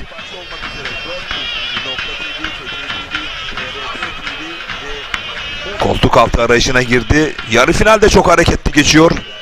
Katılıyor musun Şener Sar? Çeyrek final çok hareketliydi. Hep arka arkaya, ardı ardına yenişlerle sonuçlandı. Kesinlikle, yani bugün birinci turdan itibaren bütün maçlar çok harika geçti. Çok çekişmeli geçti. Şu anda da yarı final. Recep Tosun, ne dediysek bugün çıktı. Bugün güzel her şey vardı. Kötü hiçbir şey olmadı. İnşallah da bitinceye kadar da olmaz. Yani gün boyu her şey çok güzeldi. 10 numaraydı.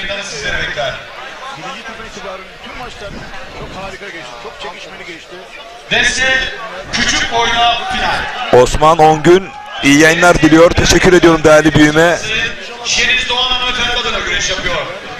Serhan Abay Denizli. Yorumlarınızı, mesajlarınızı Ekin Türk TV Facebook adresine yollayabilirsiniz değerli güreş severler. Spor kulübü adına güreş yapıyor. Oradan yer vermeye gayret göstereceğim. Güreş ağası. Mehmet Şahin Fransa'dan selamlar, Hüseyin Gümüşalan'a başarılar demiş. Veli Demir adına güreş yapıyor. Bu arada Kasnak ve Paşa'dan yükleniyor. Kasnak'ı bıraktı, budadı, Paşa'yı aldı. Ya buralarda var ya, inanılmaz yükleniyor ama Yıldır'a yakının da dengesi ne kadar güçlüymüş. Zaten yer güreşinde muazzam bir profesör. Ben merak ediyorum o yer güreşini, bakalım benimseyecek mi? Çünkü buralarda yıpratmaya başladı Cengizhan Şimşek. Yıldır'a yakını. Bugün zaten Yıldır'a yakın hiç yerde görmedim Recep Tosun. Bugünkü mücadelelerinde biz hep yer güreşiyle tanınan, yani Yıldır'a yakın işte yer güreşini çok iyi yapıyor, müdafası çok iyi ama bugün gerçekten Yıldır'a yakın ayakta da çok iyi. Denge, şu hareketi kolay kolay her pehlivan kurtaramaz Recep Tosun. Ve Cengizhan Şimşek gibi birisine kasnak ve paçayı veriyorsan, oradan kurtarıyorsan mükemmel. Pehlivan Ramazan Efe Boztaş. Bugün Ali Gürbüz özelinde de Ali Gürbüz gerçekten geri dönmüş gibi bir hali var. Evet, eski kimliğine dönmüş gibi. Performans olarak, form olarak Ali Gürbüz'ü de çok iyi gördüm Recep Tosun. Evet, deste orta, deste büyük, küçük orta küçük, küçük orta büyük boy milyon. Aynı şekilde Cengizhan Şimşek de geçen hafta kendini belirtti yani. Yapmış olduğu mücadelelerle, galibiyetlerle. Bugün de onu perçinliyor. Hüseyin Gümüşalan bir sakatlığı vardı. O sakatlığını atlatmış gibi. Biliyorsun geçen hafta bir MR çekileceğim falan demişti. Ama bugün Hüseyin Gümüşalan da gayet iyi gördüm. Şu an Ama biraz kilosu var. evet, biraz O kilosu var. sakatlığından dolayı çok üst düzey çalışamadı, kilosu var. Onu da attığı sürece zaten güçlenecek. Boyundurukla karşılık verdi. Yıldıra yakın eski baş pehlivan, kul hakemi Eyüp Ünlü'nün sana selam var. Pehlivanlara başarılı dileklerinde bulunuyor. Biz de çok selam diliyoruz ustamıza. Çok değerli bir insan kendisi. Zonguldak Alaplı'nda yetiştirmiş olduğu bir değer. Ziya Ünlü kardeşi de Gözlemciler Kurulu Başkanı. O da bugün burada. Kastaklarda Cengizhan Şimşek. Yıldıra yakın çok dengeli, çok güçlü ayaklara sahip. Uzun sakatlık döneminden sonra tekrar çayırlara güzel bir geri dönüş yaptı. Ben Manavgat Belediyesi özelinde Ali Gürbüz'e sahip çıktığı için gerçekten belediye başkanımıza çok teşekkür ediyorum. Zaten Manavgat Belediyesi'nin çok büyük hizmetleri var. Sayın Şükrü Sözen eski belediye dönem eski belediye başkanımız, bugünlere gelmesinde çok büyük rol sahibiydi. Yan kasıktan yaydırıyor, beline girdi, bakalım çok güçlü ayaklara sahip. Bir anda sol kasnaktan koltuk altı geçmek istedi, altta kaldı Cengizhan Şimşek. Evet, gerçekten güzel bir mücadelede kontrayla arkasına geçti Yıldıra yakın. Biz Manavgat'ta kaldık. Manavgat Belediye Başkanımız Ali Gürbüz'ü transfer etti. Orada güzel bir ekip var biliyorsun. Değerli koordinatörü Abdullah Seçim var. Antrenörü Bayram Ertan var. Fatih Atlı var. Serhat Gökmen var. Güzel bir ekip kurdular. Yeni güzel bir tesis kuruyorlarmış Manavgat'ta. Spor salonu. İşte minder takımı kuruluyor herhalde bildiğim kadarıyla. Ne kadar güzel. Ataspor güreşe sahip çıkılıyor. Evet, baskı uyguluyor çift sarmadan, toparlandı Cengizhan Şimşek. Gökhan Arıcı, babam Aziz Arıcı'yla birlikte izliyorum demiş. Selamlar değerli dostum Gökhan Arıcı. Çok selamlar Gökhan Arıcı kardeşimize. Sana da çok selamı var. Aleykümselam. Ramazan Efe Bostaş, Antalya Filike. Ankara Büyükşehir Belediye Başkanımız Sayın Mansur Yavaş adına güreş. Mehmet Acar iyi yayınlar diliyor. Bursa Karacabey'den. Kaçta faaliyet gösteren İş adamı Sayın Mehmet Ara yorumlarınıza yer vereceğim ama güreşte stabil geçtiği anlarda mesajlarınızı okuyorum zaten. Ama hareketlendiğinde de güreşi anlatıp aktarıyoruz Şener Sarı ile birlikte. İki müsabaka özelinde baktığım zaman Cengizhan'la Yıldıra yakın müsabakası biraz daha hareketli, çok mücadeleci. Ama diğer müsabakada Ali Gürbüz Hüseyin Gümüşalan müsabakasında gayet kontrollü ve temkinli bir müsabaka izliyoruz değerli seyirciler. Evet değerli güreş severler, bugün Fethiye Karaçoğlu'na yağlı pehlivan güreşlerini tam 7 ayrı ulusal ve bölgesel kanalların ortak canlı yayınıyla yayınlıyoruz. Beline girdi, ayağını taktı, kaçırdı Cengizhan Şimşek. İkinci Türk TV başta olmak üzere World Türk TV, Muğla TV, Nokta TV, Fethiye TV, FRT TV ve 5 farklı sosyal medya portalından da canlı olarak devam ediyor. Çok geniş bir canlı yayın ağı kurduk. Bu büyük organizasyon özelinde değerli güreş severler, siz her şeyi hak ediyorsunuz. En güzelini hak ediyorsunuz.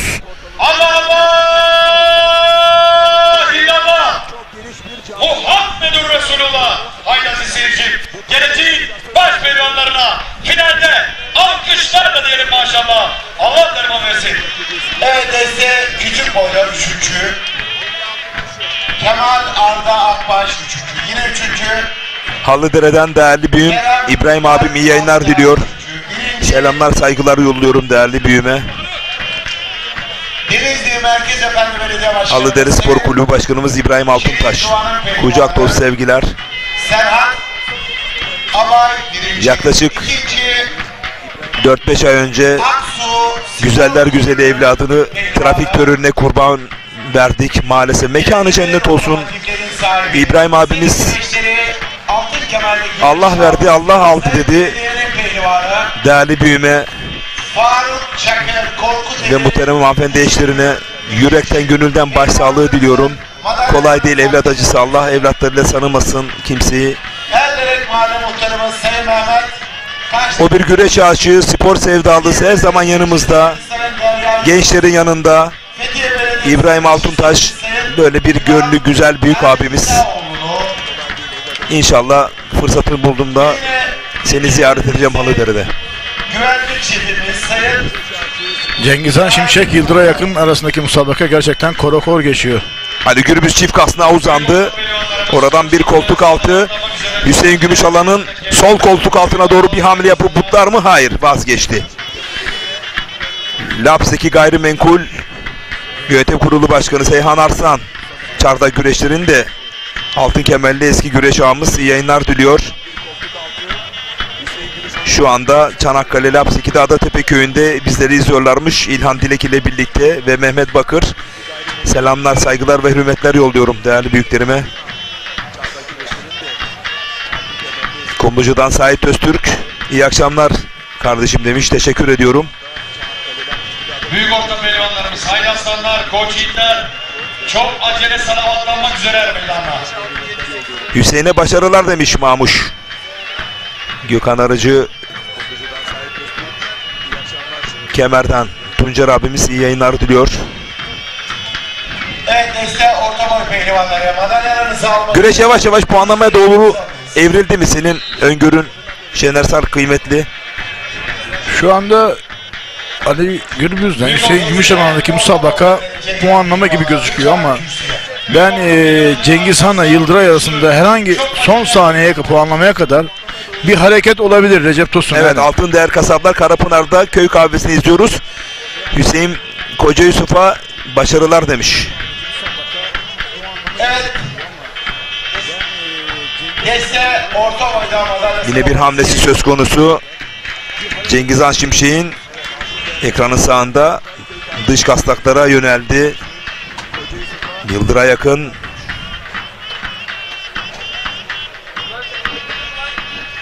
Nesle orta boyda üçüncü. Finike'den Hilmi Ülker iyi yayınlar diliyor değerli büyüm. Az önce söylemiştim. Herhalde kaçırdın selamımızı. Pehlivanı. Ardı ardına yollamış olduğum mesajlardan dolayı sanırım. Antalya Finike Belediye Başkanımız Sayın Mustafa Geyikçi'nin pehlivanı. Ramazan Efe Bostaş ikinci. Ankara Büyükşehir Belediye Başkanımız Sayın Mansur Yavaş'ın pehlivanı. Antalya Kaş'ta faaliyet gösteren Cengiz Han kasnak ve paçaları güzel arıyor. Yine aynı şekilde dönüşlerde de Yıldır'a yakın da kasnak paçaları çok iyi arıyor. Erhan Ertem iyi yayınlar demiş. Teşekkür ediyorum değerli dostuma. Hülya Gümüş'ün pehlivanı. Muhammed Can Karakuş üçüncü. Metin Büyükoğlu Kocaeli Gölcük'ten selamlar demiş. Yıldır'a yakına başarılar dileklerinde bulunuyor. Afyon'dan Fethiye Hasan Altundal. İlçe Başkan Yardımcımız. Aynı zamanda Basri Özsarı ile birlikte izliyoruz demiş. Yönetim Kurulu Başkanı. Değerli büyüğümüz Sayın Afyon'dan Kopturoğlu Mozaik Yönetim Kurulu Başkanı. Sanayi Odası Meclis Üyesi Sayın Ramazan Demir. Fethiye Belediyesi Özel Kalem Müdürümüz Sayın Erkan İyi. Pehlivanlarımızın Metin Açar iyi yayınlar diliyor. Sağ olsun, var olsun.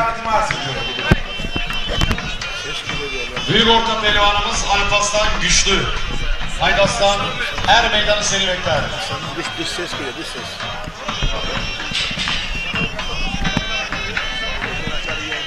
Bursa Dürdane Köyü'nden Halil Doğru değerli büyüğüm. İyi yayınlar diliyor. Her zaman bizimle birlikte. Evet. Özel Müdürümüz, Özel Kalem Müdürümüz Sayın Erkan İlik. Pehlivanlarımızın madalyalarını takdim ettiler. Yine Fethiye Ticaret ve Sanayi Odası Meclis Üyemiz Sayın Ramazan Dil, Fethiye Cumhuriyet Halk Partisi İlçe Başkan Yardımcımız, aynı zamanda Tim Otelleri Yönetim Kurulu Başkanı Sayın Mesut Tim. Sanırım son 5 dakikaya girildi puanlama anonsu için benim kronometreme göre. Tekrar seyircilere aktaralım. Güreş 30 dakikaya düştü. Evet, Baş yarım pehlivan saate güreşi. düştü.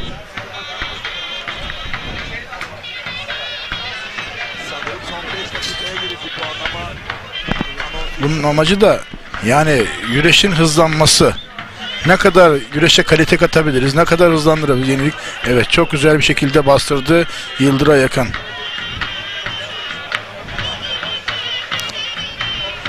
Bugün genel anlamda baş pehlivanları yani güzel yenişler oldu. Güzel oyunlar arıyorlar. Bizim istediğimiz de zaten bu yani. Yani kasnak paçayı arayacaksın, koltuk altı geçeceksin. Yani yağlı güreşin gerektiren bütün oyunlarını yapacaksınız. Bu da bugün Allah'a şükürler olsun ki tüm baş pehlivanlarımız yaptı. Yani evet, bir kas kanadı mı? Ramazan Dil'e ve özel kalem müdürümüz Erkan İlye'ye teşekkür ediyoruz. Pehlivanlarımızın başarılarını devam ediyoruz. Dediğim gibi Cengizhan Şimşek, Yıldıray Akın arasında her an bir oyun gelebilir. Bu oyun riskli de olabilir. Yıldıray Akın da riskli bir oyun denedi. Hemen kontra cevap verdi Cengizhan Şimşek. Bakalım Cengizhan Şimşek ne arayacak? Çok özel bir misafirimiz geldi. Atasporu güreş çok seven, pehlivanlarımızı dünya gözüyle değil, gönül gözüyle takip eden Semih Karcı kardeşim. Şu an Er Meydanı'nda Semih Karcı'ya şöyle kuvvetli bir alkış Bu istiyorum. arada Alkış. Yıldıray Akın ve Cengizhan Şimşek Er Meydanı'nda peçete ise de bizim hakemden. yanımızda. Tabii ki karşılıklı bu. Centilmenlik. Olması gereken de zaten bu.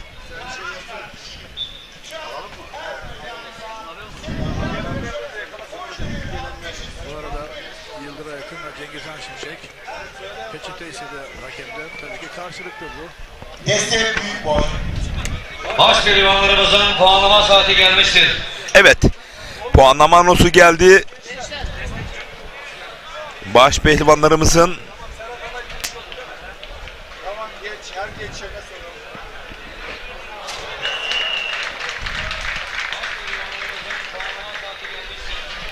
Evet değerli güreş severler. Fethiye Karaçuva Er Meydanı'nda büyük orta boyunda final. Antalya Manavgat Belediye Başkanımız Sayın Doktor Niyazi Nefri adına güreş yapıyor. Yine bugün burada Manisa Akhisar güreşleri güreş almış. Sunma Zeytincilikler yönetim baş pehlivanlarımız, evet, Ali Gürbüz'ü biraz daha yakından alalım. Nefes alıp verişi, İlker Durmuş. diyaframı Antalya gayet rahat. Cengizhan Şimşek şimdi ekranlarda. Tertip ve komite başkanı, aynı zamanda Fethiye Belediye Başkanımız Sayın Alim Karaca adına güreş yapıyor. Yine bugün burada Bodrum Otomobil sahibi iş adamı Sayın Otomotiv Yiğit, Mehmet Sakar'a değerli büyüğüm Yalıbacan Çiftlik Mehmet Sakar'a iyi yayınlar demiş. Ergün Yiğit Kucak adına dolu güreş sevgiler. yapıyor ve tüm Fethiyeliler adına güreşiyorum diyor. Alparslan Güçlü, Muğla, Fethiye. Final müsabakasını Aydın bölgesi hakemlerimizden Veli Eliş hocam yönetecektir. Arzu 29 Ekim'de açtın Cumhuriyet'in kapılarını. Tüm dünyaya ezberlettin. Dur! Çanakkale geçilmez destanını. Tokat'ın 15'leri, Aydın'ın efeleri, Karaçuha'nın yörükleri canını verdi. Vermez bir karış toprağını. İşte gençliğin burada. Sen neredesin? Sarı saçlı, mavi gözlü. Ey! Biraj dağıldım. Gazi Mustafa Kemal Atatürk. Kalk ezanından. Ben binlerce koçim. Sana selam, dua gönderiyor. Karaçuh'a her meydanında. Cengizhan Şimşek atak başladı. Savuşturdu onun atağını. Allah Allah! Yıldıray Akın. İlallah. Muhammedur Resulullah. Haydi aziz seyircim, öperim ellerinizden. Büyük ortada finaline hep beraber alkışlarla diyelim maşallah. Haydi aslanlar. Allah Bir mil Evet, küçük orta. Körtenköy'ünden Bahri Erdem iyi yayınlar diliyor. Pehlivanımıza başarı dileklerinde bulunuyor. Başkanımız Bahri Erdem değerli büyüğüne Yıldırım'ın pehlivanı. kucak dolu sevgiler 20'le inşallah MKK grup 14 Haziran'da buluşmak. Sayın Kürşat Karakoyunlu'nun pehlivanı. Mustafa Borucu 3. Antalya Aksu 3. Yine 3. İkinci Kocaeli Büyükşehir Belediye Başkanımız Doçent Doktor Paçadan yüklendi. Cengizhan Şimşek sürdü bastırdı, bloke etti ve adını finale yazdıran ilk baş pehlivan oldu. Cengizhan Şimşek değerli güreş severler. Cengizhan Şimşek arasında geçen müsabakada baş pehlivan İlk finalist oldu. Şimşek galip. Cengizhan Şimşek bakın sol eli kasnakta bir anda sağ elini paçaya doğru. Sağ eli kasnakta sol eli bir anda paçayı yakaladı. Sürdü toparlanmakta geç kalan Yıldıray Akın. Bugün için podyumdaki yeri üçüncülükte kaldı. Kocaeli Gölcük Belediye Başkanımız Sayın Ali Yıldırım Sezer'in baş pehlivanı. Silah Odası Başkanımız Ve Cengizhan Şimşek ilk finalist. Bakalım rakibi Hüseyin Gümüşalan yoksa Ali Gürbüz mü olacak? Gerçekten mükemmel yani sürdü Recep Tosun. Yani hiç bırakmadı, kasnağı paçayı bırakmadı. O anda Yıldıray Akın yapabilir miydi bir şey? Orada dolanabilirdi ilk hamlede ama belli bir süre adım attıktan sonra Recep Tosun Evet. artık orada müdafaa şansın kalmıyor. Ve de kasnağı paçayı çok güzel tuttu. Hiç bırakmadı. Bugün formda olduğunu gösterdi Fethiye Otelciler Cengizhan Şimşek. Artık hem Hüseyin Gümüşalan'da hem Ali Gürbüz'de daha agresif güreşmeleri gerekiyor. Çünkü kenarda soluklanan, finali bekleyen bir Cengizhan Şimşek gerçeği söz konusu. Dolayısıyla bu açıdan da yarı finali değerlendirebilirsiniz.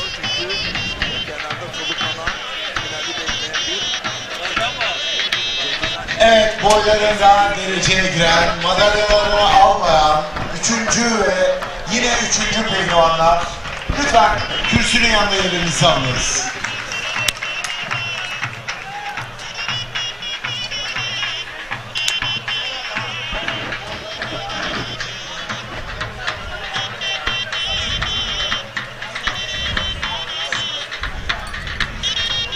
Sert bir elense. Evet, desteği büyük boyda dereceye giren pehlivanlar kürsüye.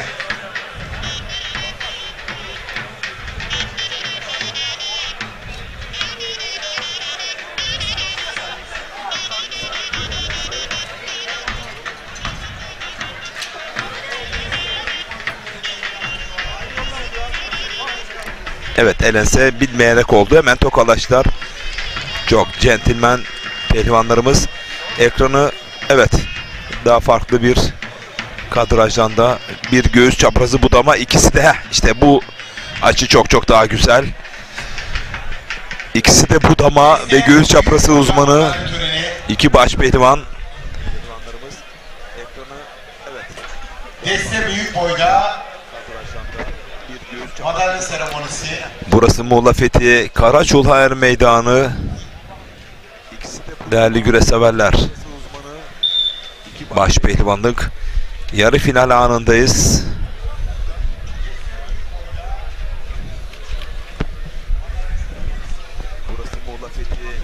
Tek daldı Ali Gürbüz. Hemen kontra bir hücum yaptı Hüseyin Gümüşalan. Altta kaldı. Toparlandı.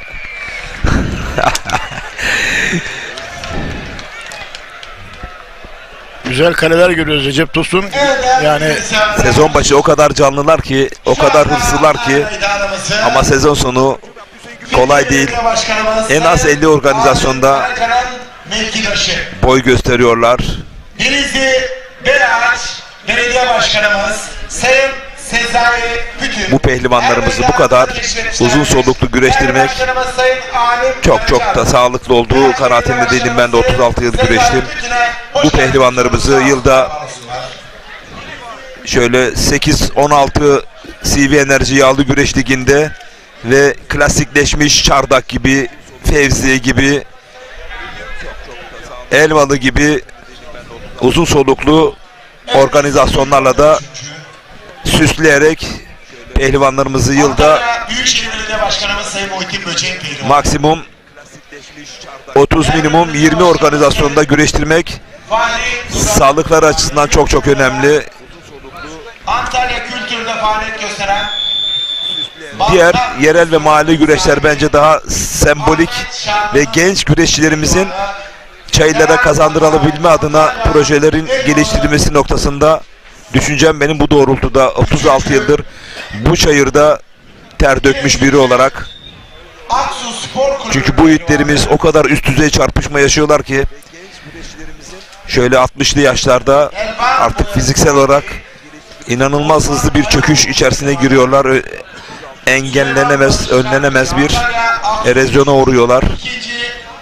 Antalya Büyükşehir Belediye Başkanımız Sayın Bu kadar güçlü baş pehlivanlar, bu kadar güçlü yapıdaki insanlar 60'lı yaşlarda neden bu kadar hızlı çöküş yaşadıkları, işte yapmış oldukları bu sporun zorluk derecesinden ve yılda en az 50-60 organizasyonda kıyasıya güreştirilmesi hakikaten Balaban'ın pehlivanı.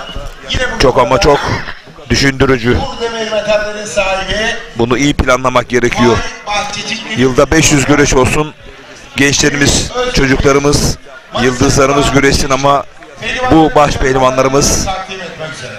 belirli bir standartta, 2022-2023 belirli bir sayı skalasında güreştirilmek durumundayız.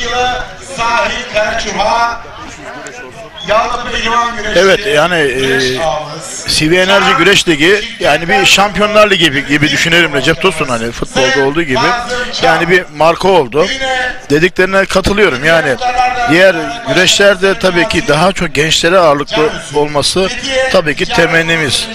Yani burada bir CV Enerji Güreşi'nin liginde kalite oluyor ama bugün de burada yani Fethiye'de gerçekten güzel güreşler oldu.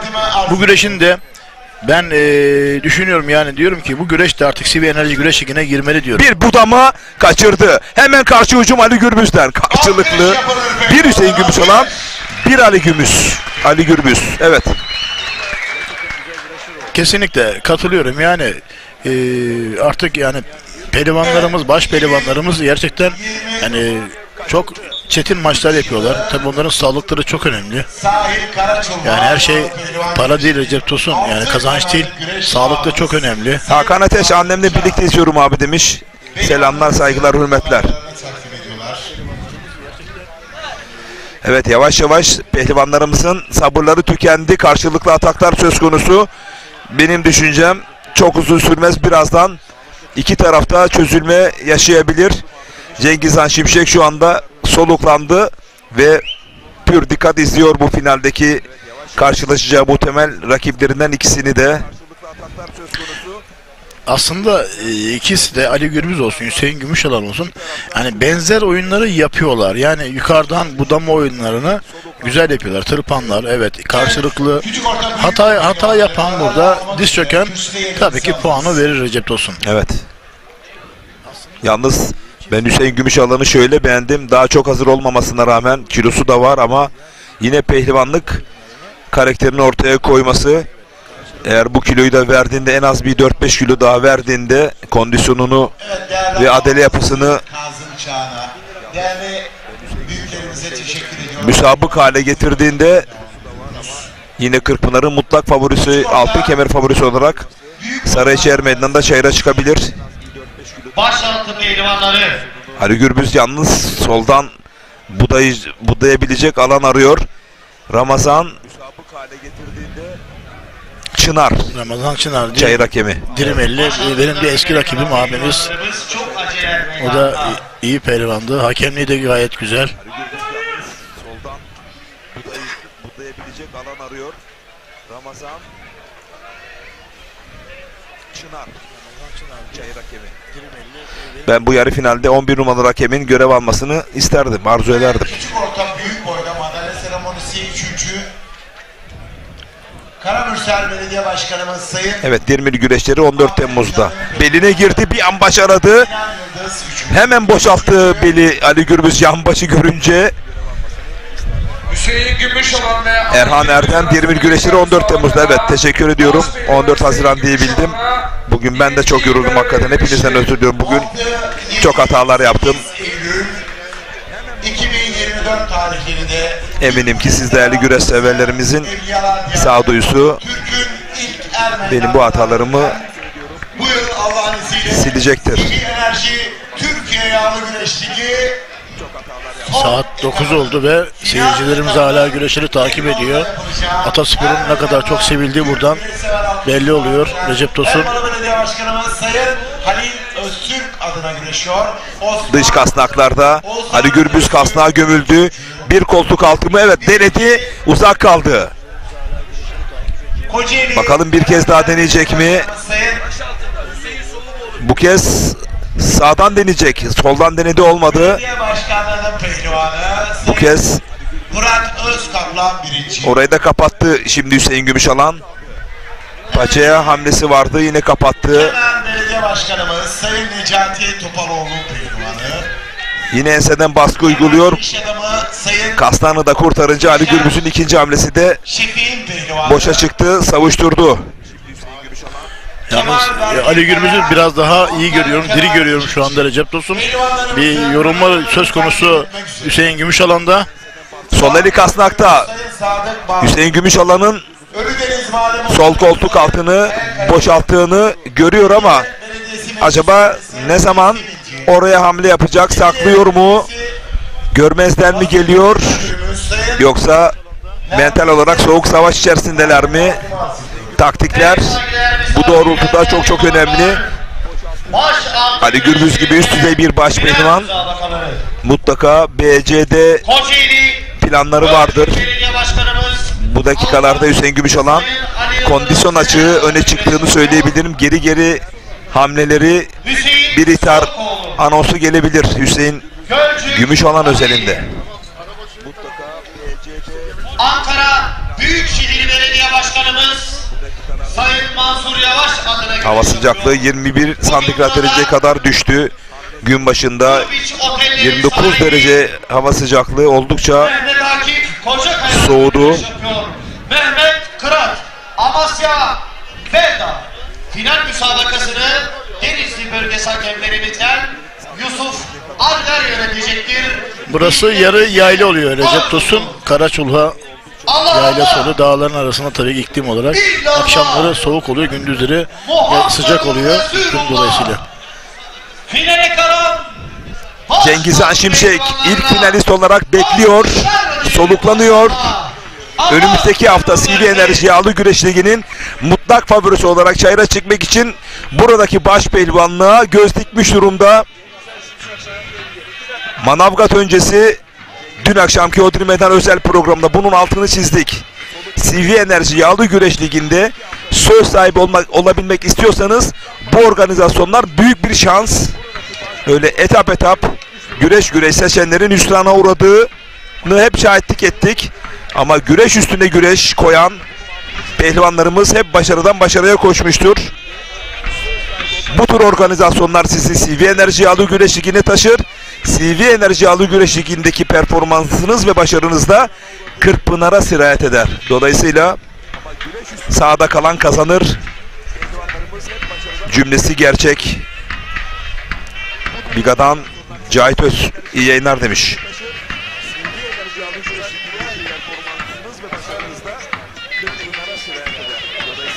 Nihat Bozgüney futbol out, atasporumuz budur demiş. Her zaman.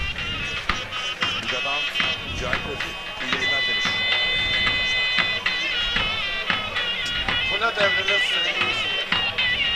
çok sağlam bir Nihat Bozgüney futbol out, atasporumuz budur demiş. Her zaman.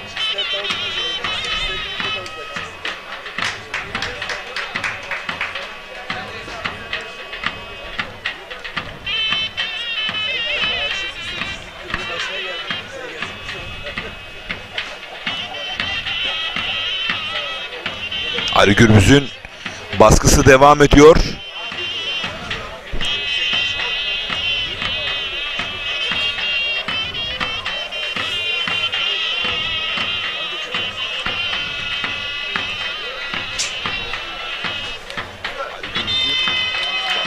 Yine Kasnak'ta kurtardı Kasnak'ını Hüseyin Gümüşalan.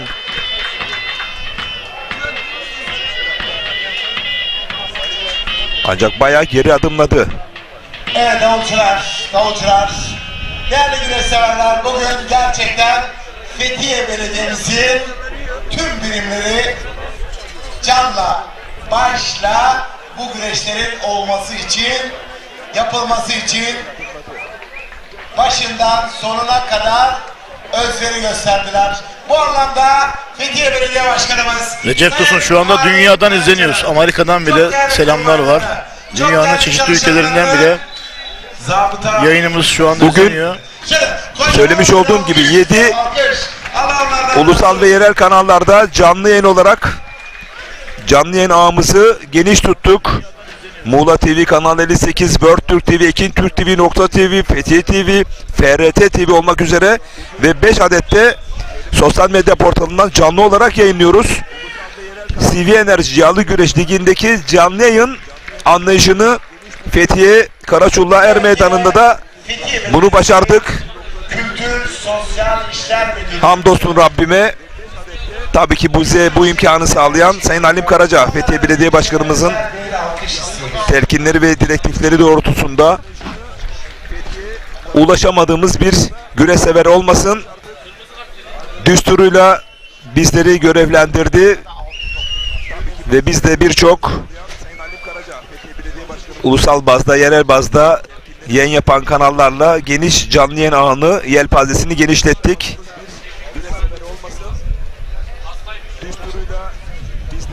Bir anda budadı. Toparlanmak istiyor Ali Gürbüz. Bakın ellerini birleştirdi mi? Henüz puan var mı? Toparlanmak istiyor Ali Gürbüz. Ayağına da taktı. Bir kez daha bu kez. Vay vay vay. Ali Gürbüz'den ne geri dönüş böyle? Her şey bitti derken Ali Gürbüz bir anda kontrol hücum yaptı. Ama Hüseyin Gümüşalan da VAR'dan izlenmesini istiyor. O ilk anlarda tam hakimiyet söz konusu mu? Tekrar alalım değerli yönetmenim. Çünkü ledlerden de izleyecek MHK üyelerimiz, kule hakemlerimiz. Bakın tekrarı geliyor. O ilk anlarda. Evet, burada ellerini birleştirip tam hakimiyet söz konusu mu? Ali Gürbüz buradan nasıl toparlandım? Bakın ayağını da taktı. Vay vay vay, hakikaten bu adam efsane geri dönüşlere imza atıyor, efsane. Bir kez daha geri dönüşte bakalım değerli öğretmenim. İşte bakın burada başladı. Tam burada tam hakimiyet söz konusu mu? Bellerini kavradı mı? 3 nokta mı? Kule şu anda VAR'dan tekrar izliyor. Bakın. Bir kez daha geri dönüşte bakalım değerli öğretmenim. İşte bakın burada. Vay ya, inanılır gibi değil hakikaten. 2 metreye yakın 120 kiloyu aşmış iki baş pehlivan devlerin düellosunda neler oldu neler. Bakın tam burada ellerini bir türlü tam olarak kavuşturamadı. Burada kavuşturdu ama Ali Gürbüz toparlanmış oldu. O bitirici darbesi sol ayağıyla yaptığında Ali Gürbüz bu kez sol ayağını üzerine atmış Hüseyin Gümüşalan'ın. Haydi bakalım, çık işinden çıkabilirsen. Bakalım MHK kule hakemleri nasıl bir karar alacak?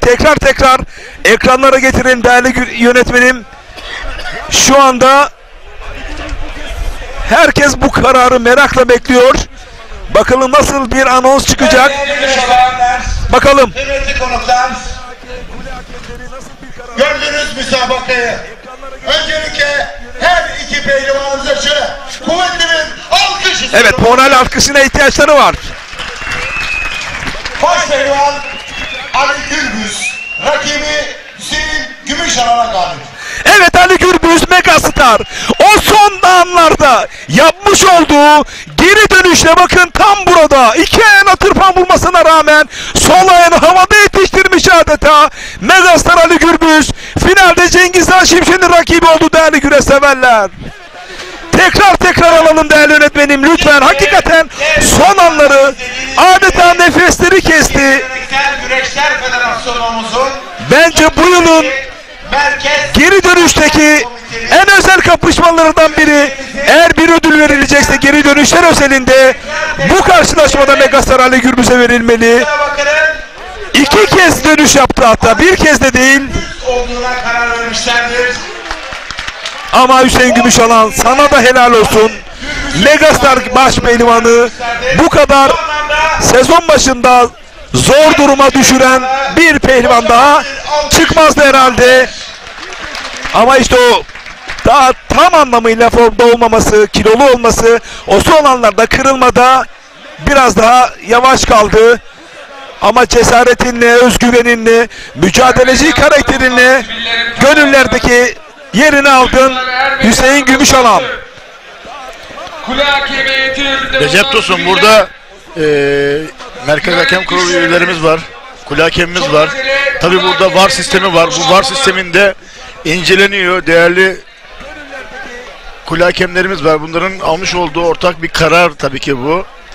Onların almış olduğu kararı tabii ki uymak zorundayız. Biz anlatıcı olarak. Kule hakemimiz var. Tabi burada VAR sistemi var. Bu VAR sisteminde inceleniyor. Değerli Evet baş pehlivanlar final müsabakası yapmak üzere meydandaki yerlerinizi alınız. Ama gerçekten iki baş pehlivandan mükemmel güreş yaptı. Ondan önceki turlarda mükemmel yaptılar. Hüseyin Gümüşalan'ı ayrıca kutluyorum. Yani hem sakatlığı Bence vardı. eğer bugün bir soru sorulsa 1000 güreşçi güreşti ama kaybetmeyen bir pehlivan var mı deseniz Hüseyin Gümüşalan'dır bence. Kaybedip de kazanan cümlesi işte Hüseyin Gümüşalan özelinde kurulacak en doğru cümle. Evet, Hüseyin Gümüşalan sakatlığı vardı dedik ya, zaten bize de kendisi söylemişti, belirtmişti. Ve o sakatlığına rağmen müthiş mücadele etti. Ve Ali Gürbüz karşısında gerçekten mücadele etti. Gitti geldi musabaka. Tabii ki VAR sistemi, MHK hakemlerimiz var orada, hakem kurulumuz var. Onların almış olduğu VAR sistemindeki görüntüleri izliyorlar. Ona göre karar veriyorlar. Finalin adı Ali Gürbüz. Evet değerli güreş severler, çok kısa bir reklam arası verelim. Kameramanlarımız da soluklansın. Bizler de soluklanalım. Çok kısa bir reklam arasından hemen sonra tekrar Muğla Fethiye Karaçulayır Meydanı'nda canlı yayın ağında Muğla Türk TV, World Türk TV, Ekin Türk TV, Nokta TV, Fethiye TV ve FRT TV ortak canlı yayın ağıyla tekrar karşınızda olacağız. Bizden ayrılmayın.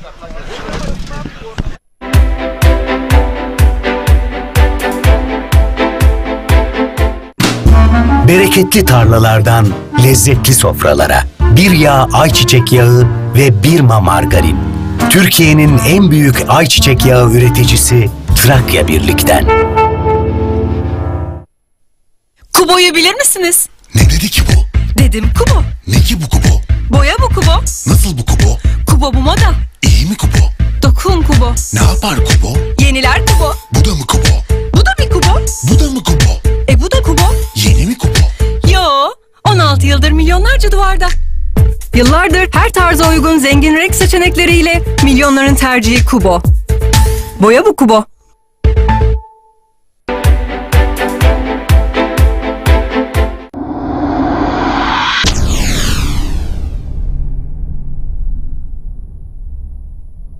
Evet dostlar, arkadaşlar, saygıdeğer bayanlar ve baylar, Ekin TV ekranlarında bir Aytaç Show'unda başlangıcındayız. Aytaç Show programının bu haftaki konukları İstanbul Gümüşhane Dernekler Federasyon Başkan Adayı, Kızılay Kadıköy Şube Başkanı Birol Boz ve sanatçı Duygu Aksoy. Yoluna düştüm, kimseye diyemem, cihana küstüm.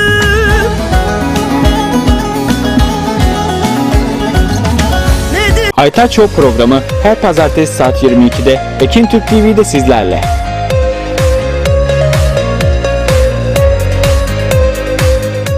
Vay bu ne sitemdir. Geçtim dünya üzerinden, güle minnet eylemem. Daha senden gayrı aşık mı yoktu? Ötme bülbül ötme, şen değil bak. Uyu esmereli bir amır. Hele yar yar yar salır yar hay. Han sarhoş hancı sarhoş. Yok tillillo tillillo vay till. Ömrümü yedik de doymuyor. Bas bas sızım olayım.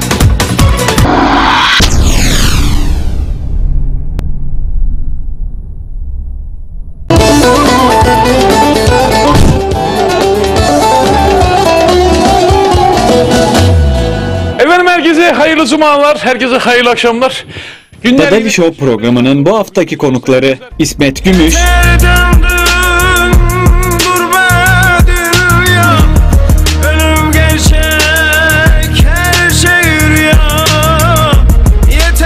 Fikret Taşkın. Beni baş başa koydun, ne bir gün aradın.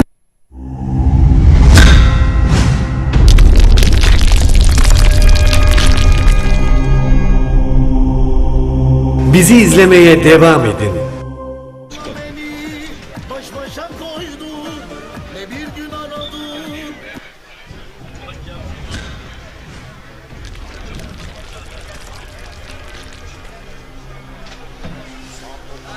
Bizi izlemeye devam edin. 20 geçiyor. Evet, baş pehlivan Ali Gürbüz şu anda her meydana geliyor. Bir alkış istiyoruz. Baş pehlivan Ali Gürbüz'e ve Cengiz Han. Evet değerli güreş severler, baş pehlivanlarımız şu anda ekranlara getirebiliriz değerli öğretmenim. Şu anda yağlanıyorlar. Cengiz Han Şimşek geldi, Ali Gürbüz anons edildi. O da evet geldi şu anda. Baş pehlivanlarımıza şu anda başarı dileklerini sunmak üzere. Güreşlerimizin tertip komite başkanı, aynı zamanda Fethiye Belediye Başkanımız Sayın Alim Karaca'yı alkışlarınızla her meydana davetimi arz ediyorum. Bunlar bizim güreşçiler değil ki. Alim Karaca Başkanım. Alim Karaca derler sizin adınıza. Yapmış olduğunuz... Evet, baş pehlivanlarımız final özelinde salavatlanacak. Ama bir yayın kurulu üyesi olarak Türkiye Geleneksel Güreşler Federasyonu'nun bir parçası olarak saat yarımda başlamış olduğumuz bu görsel şöleni bu saate kadar sürükleyebilme adına tüm ekibimizde ve tüm ortak canlı yayın platformda bulunan kanallarla, rejilerle, kameramanlarımızla birlikte Türkiye'deki, Avrupa'daki, dünyadaki tüm güreş severlere ulaşabilme noktasında büyük bir çaba örneği ortaya koyduk. Ve çok değerli Türkiye Geleneksel Güreşler Federasyonu Başkanımız Sayın İbrahim Türkiş, hem şahsıma hem tüm canlı yayın platformunda bulunan an itibariyle herkese ama herkese teşekkürlerimi iletir misin dedi. İşte federasyon başkanımız bu denli nezaketli ve insani, vicdani değerleri taşıyan, geleneksel anlamda yapmış olduğumuz katkıyı anında bizleri onurlandıran mesajını yolladı. İşte bizim de yorgunluğumuz geçti. Baş pehlivanlar birazdan birinci olacak, kemir alacaklar. Bizim de altın kemerimiz bu işte.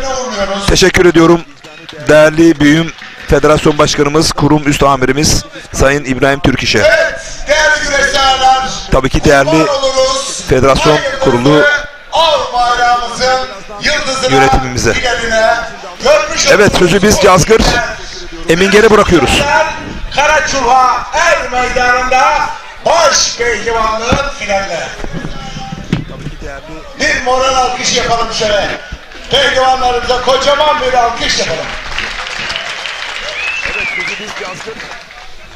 Antalya Büyükşehir Belediye Başkanımız Sayın Muhittin Böcek adına güreş yapıyor. Yine bugün burada Antalya döşeme altında faaliyet gösteren Aydın Balgamalar'ın sahibi ünlü iş adamı Sayın Aydın İnce adına güreş yapıyor. Cengiz Han Şimşek Antalya 11-12 tarihlerinde tüm güreş severleri Manavgat Er Meydanı'na davet eden çok değerli Manavgat Belediye Başkanımız Sayın Niyazi Nefri Kara adına güreşiyor. Aynı zamanda Antalya Varsak'ta faaliyet gösteren Gönül İnşaatları Yönetim Kurulu Başkanı Sayın Ali Abay adına güreşiyor. 2011, 2012, 2019, 2021 yılları Tarihi Kırkpınar baş pehlivanı Ali Gürbüz, Antalya Korkutdere. Baş pehlivanlık final müsabakasını yönetecek olan hakemimiz Dadaşlar Dağarı Erzurum'dan, İzmir bölgesi hakemlerimizden Kahraman Şişman hocama da bir alkış istiyorum. Evet değerli güreş severler, hava soğuk, tek bir maniyle baş pehlivanlarımızı salavatlayacağız.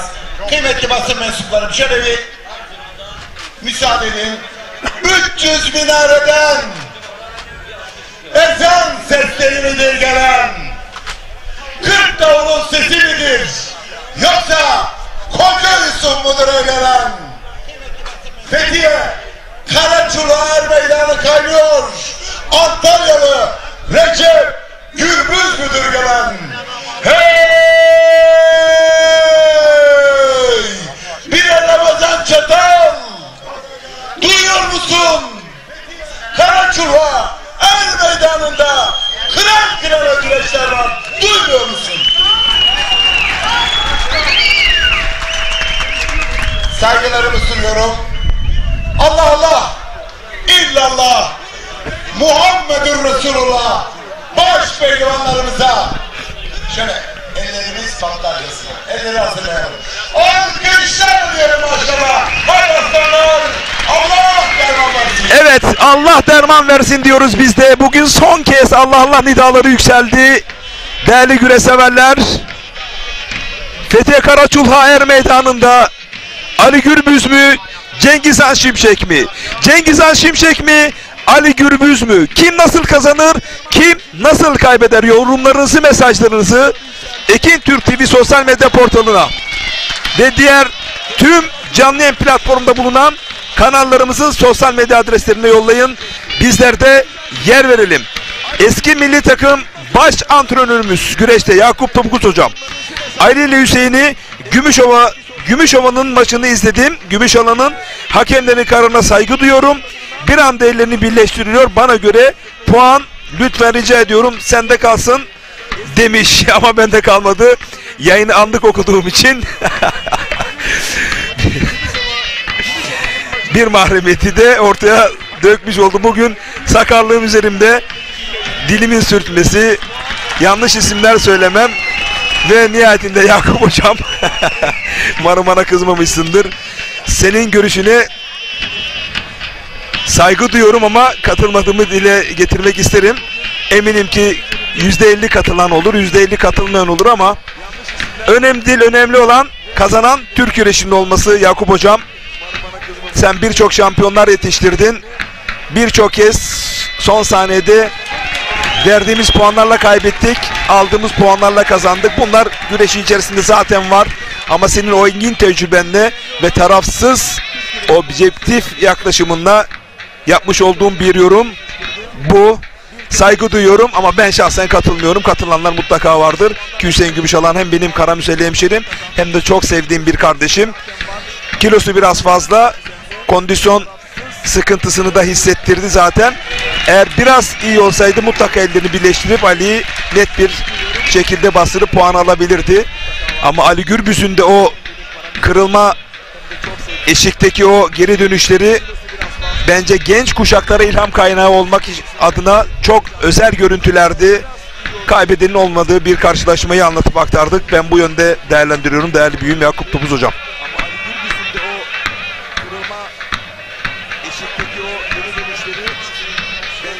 Recep Tosun, istersen iki baş pehlivanın finalin buraya kadar nasıl geldiğini, kimleri yendiğini aktaralım.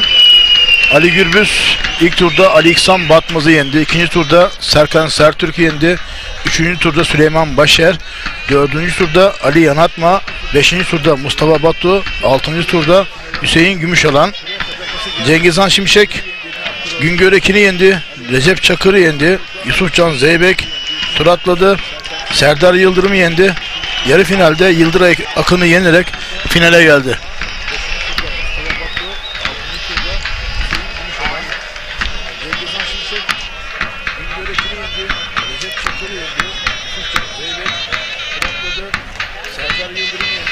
Bakın çok özel bir mesaj geldi Kefayettin Öz abimden. Bu güreşin kaybeden olmaz. Hatta Hüseyin Gümüşalan'ın güreşi dahi birinciliğe layıktır demiş. Ali Pehlivan da Cengiz Pehlivan da hak ediyor. Ali Gürbüz Cengiz'den biraz fazla güreş yaptı. Final özelinde söyleyeceklerim bunlar demiş. Kefayettin Öz abime bu anlamlı mesaj için teşekkür ediyorum. Selamlar yolluyorum Manisa'ya.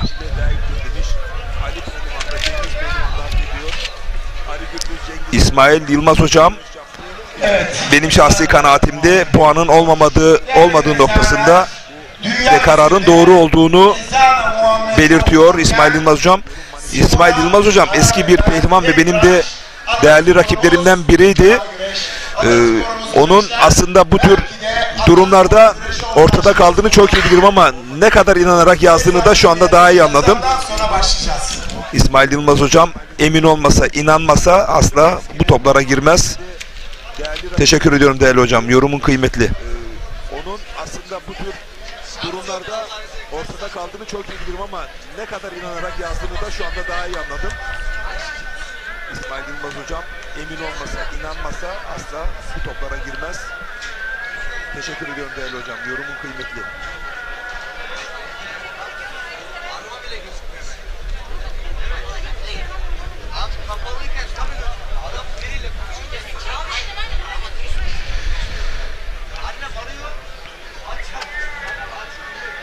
Hüseyin Kanatsız mesaj yollamış. Abi bugün güreşi gördükten sonra önümüzdeki hafta nasıl bir heyecan bizi bekliyor demiş. Anlatamam. Ancak ya gelip orada izleyeceksiniz ya da televizyonlarınızı ayarlayacaksınız. Gün boyu kimseye randevu vermeyeceksiniz. An be an izleyeceksiniz. Anlatamam. Bugün buraya geldiğimizde de Şener Sağ'la birlikte gün sonunda kim altın kemere uzanır? Favori isimler var, gençler var, ortalık alev alev yanıyor. Burada bir isim telaffuz etmek inanın hepsine haksızlık olurdu. Gördünüz nasıl mücadele ettiler. Kesinlikle yani gençler de çok güzel mücadele etti. Yani koru mücadele etti. Yani kimin kazanacağı, kimin kazanmayacağı, kaybedeceği belli değildi. Tabii ki şu anda Cengizhan Şimşek ve Ali Gürbüz finalde yani kardeşçe mücadele ettiler. Yani centilmence mücadele ettiler. Şu anda saat 9.30 Recep Tosun. Yani bu saate kadar hem seyirciler burada yerlerini terk etmediler. Hava soğudu ve bu arada Tufan Topuz hocamın sana çok selam var.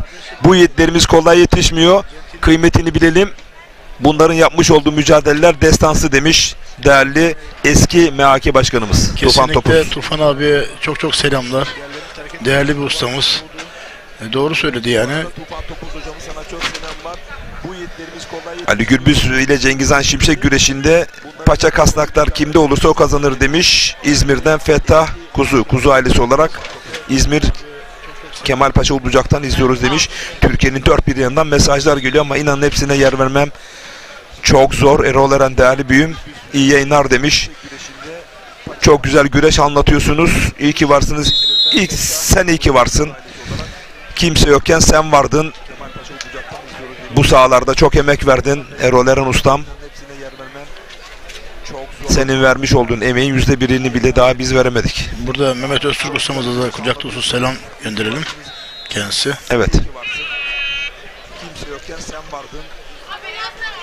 Bu sahalarda çok emek verdin Erol Eren. Evet Davutlar Buralı baş pehlivanlarımız final müsabakası yapıyorlar. Evet final mücadelesi başladı. Saatlerimizi de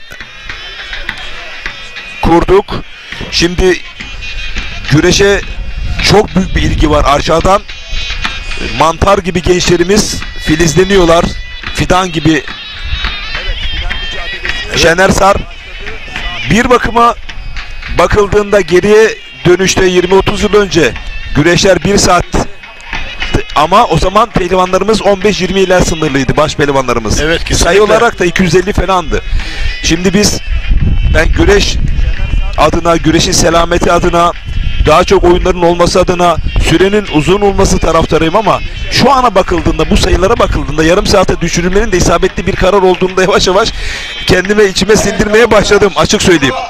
Yani Kumluca'da ve bugün burada yaşadığımıza baktığımızda artık bu zaman skalasının en yüksek verimde kullanabilme adına, ki bunun en büyük örneği nedir? Baş pehlivanlar bugün, değerli güreş severler, burada saat 10.30'da elbiseleri kura çektiler. Daha önce nasıl oldu? Kısmetle çayıra gelip 1,5 saat kura eziyeti yaşardı güreş severlerimiz, evet, ve bizler. Bakın nereden nereye geldik. Dolayısıyla bu planlamalar yavaş yavaş artık benim de içime sinmeye başladı, açık söyleyeyim. Yani teknolojik sistem artık başladı. Yani musabakaya 2-3 gün öncesinden sistem açılıyor. Oradan kayıtlar yapılıyor. Ve baş pehlivanlık kurası da dediğiniz gibi elbiselerle çekiliyor. Ya bu şekilde, yoksa bu güreş yetişmez Recep Tosun. Yani ben de tabii ilk etapta zamanın, sürenin kısalması, 40 dakikadan 30 dakikaya düşmesi, tabii ki benim de gönlümden geçen o değil tabii ki de, ama bu musabakanın bitmesi hayrına da 30 dakika düşmesi bir nevi iyi oldu. Ben destekliyorum bu konuda. Federasyon Başkanı İbrahim Türküş ve MHK yönetimini. Evet, şu anda final güreşi başladı. Cengiz Han Şimşek ve Ali Gürbüz, evet, el enselerle birbirlerini yokluyorlar. Bakalım güreş erken mi bitecek yoksa puanlamaya mı kalacak? Hep beraber göreceğiz.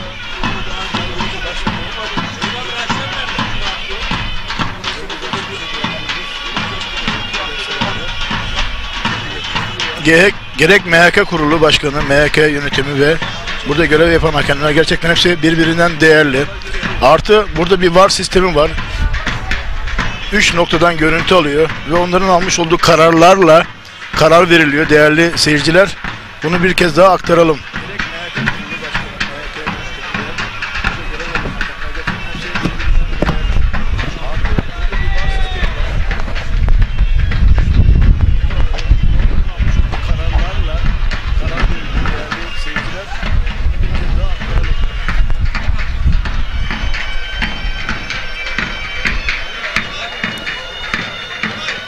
Çınar Harfiyat, Yönetim Kurulu Başkanı Bekir Çınar, Yalova Altınova'da bir güreş aşığıdır. Hak eden kazansın demiş Bekir Çınar. Teşekkür ediyorum değerli büyüme. Abdülkadir Saraçlı değerli hocam, Amasya Sulova'dan iyi yayınlar demiş kıymetli dostum. Değerli hocama teşekkür ediyorum. Bakalım final özelinde neler yaşanacak.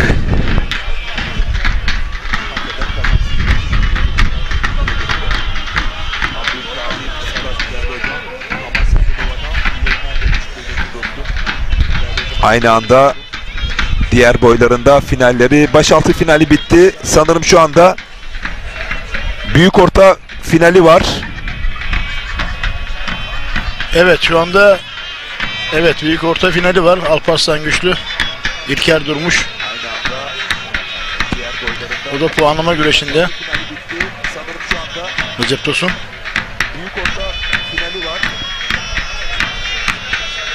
Yani alt boylarda da çok hareketli güreşler oldu. İddialı isimler mücadele etti. Bugün 1000'in üstünde pehlivan vardı burada. Bunu da burada belirtelim yani. Ben 2 haftadır Merkez Hakem Komitesi ve kule hakemlerinin, meydan hakemlerinin, cetvel hakemlerinin muazzam bir birlikteliğini, uyumunu gördüm, şahit oldum. Kolay değil. Geçen hafta bir günde 1300, bugün bir günde 1000 güreşçi. Mümkün değil. Ama olmaz denilenler bir hayata geçiyor. Federasyonumun kurumsal işleyişi tıkır tıkır işliyor. Ben Muğla'da, Fethiye'de, Kadıköy'ünde, Yukarı Karaçula'da, Göcek'te çoğu yerde güreş yaptım. İnanın ki yani ilk defa yani bu kadar daha güzel ve düzenli, tertipli bir güreş görüyorum. Recep Tosun. Vallahi emek veren, dert edinen, çaba sarf edeni Rabbim mutlaka mükafatlandırıyor. Asla ama asla emekleri zayi etmez Yüce Yaradan Rabbimiz. Hele hele dualı spora hizmet etmekse şiarımız, bunun mutlaka bir karşılığı olacaktır.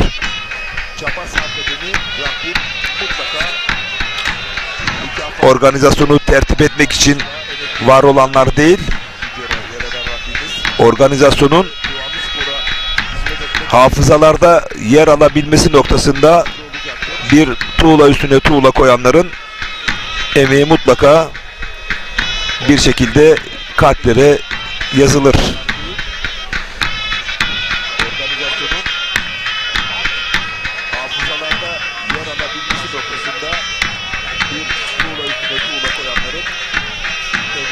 İki pehlivan da kasnaklardan güzel yokluyor.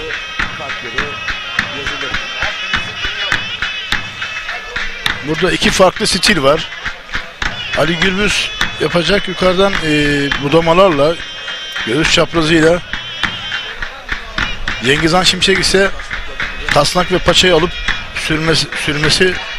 Yunus Eren Bildik Sakarya'dan iyi yayınlar demiş, teşekkür ediyoruz. Yunus Eren bildi. Ali Gürbüz'ün yorgunluğu hakikaten sen de gözlemledin mi? Evet, evet Recep. Hüseyin Gümüşalan çok yıprattı Ali Gürbüz'ü, açık söyleyeyim. Yarı finale kadar Ali Gürbüz zaten puanlamalarda yıprandı. Serkan Sertürk'le özellikle yapmış olduğu mücadelede Süleyman Başar'la, ama Hüseyin Gümüşalan bayağı zorladı Ali Gürbüz'ü. Cengiz Han Şimşek'te Serdar Yıldırım'la yapmış olduğu mücadelede herhalde nabzı en çok yükseldiği karşılaşma oydu. Ve burada da zorlu bir finale tutuştu iki yiğidimiz.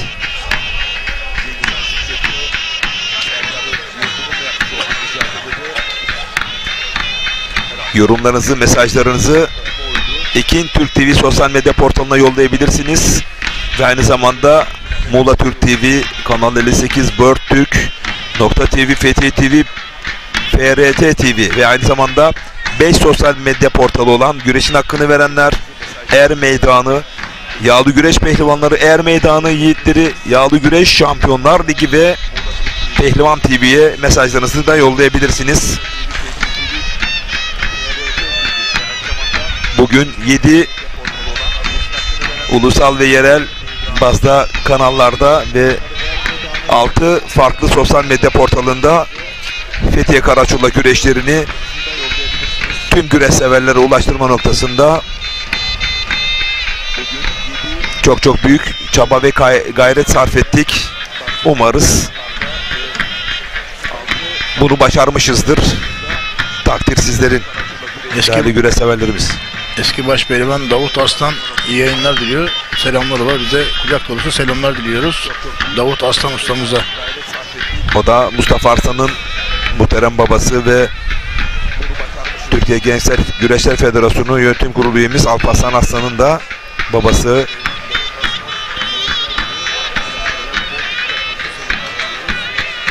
Herhangi bir yeni çıkacağı öngörüm var mı? Sürpriz. Bana göre sürpriz olur. Evet Recep Tosun, yani burada tabii ki Ali Gürbüz'de biraz yorgunluk belirtileri var.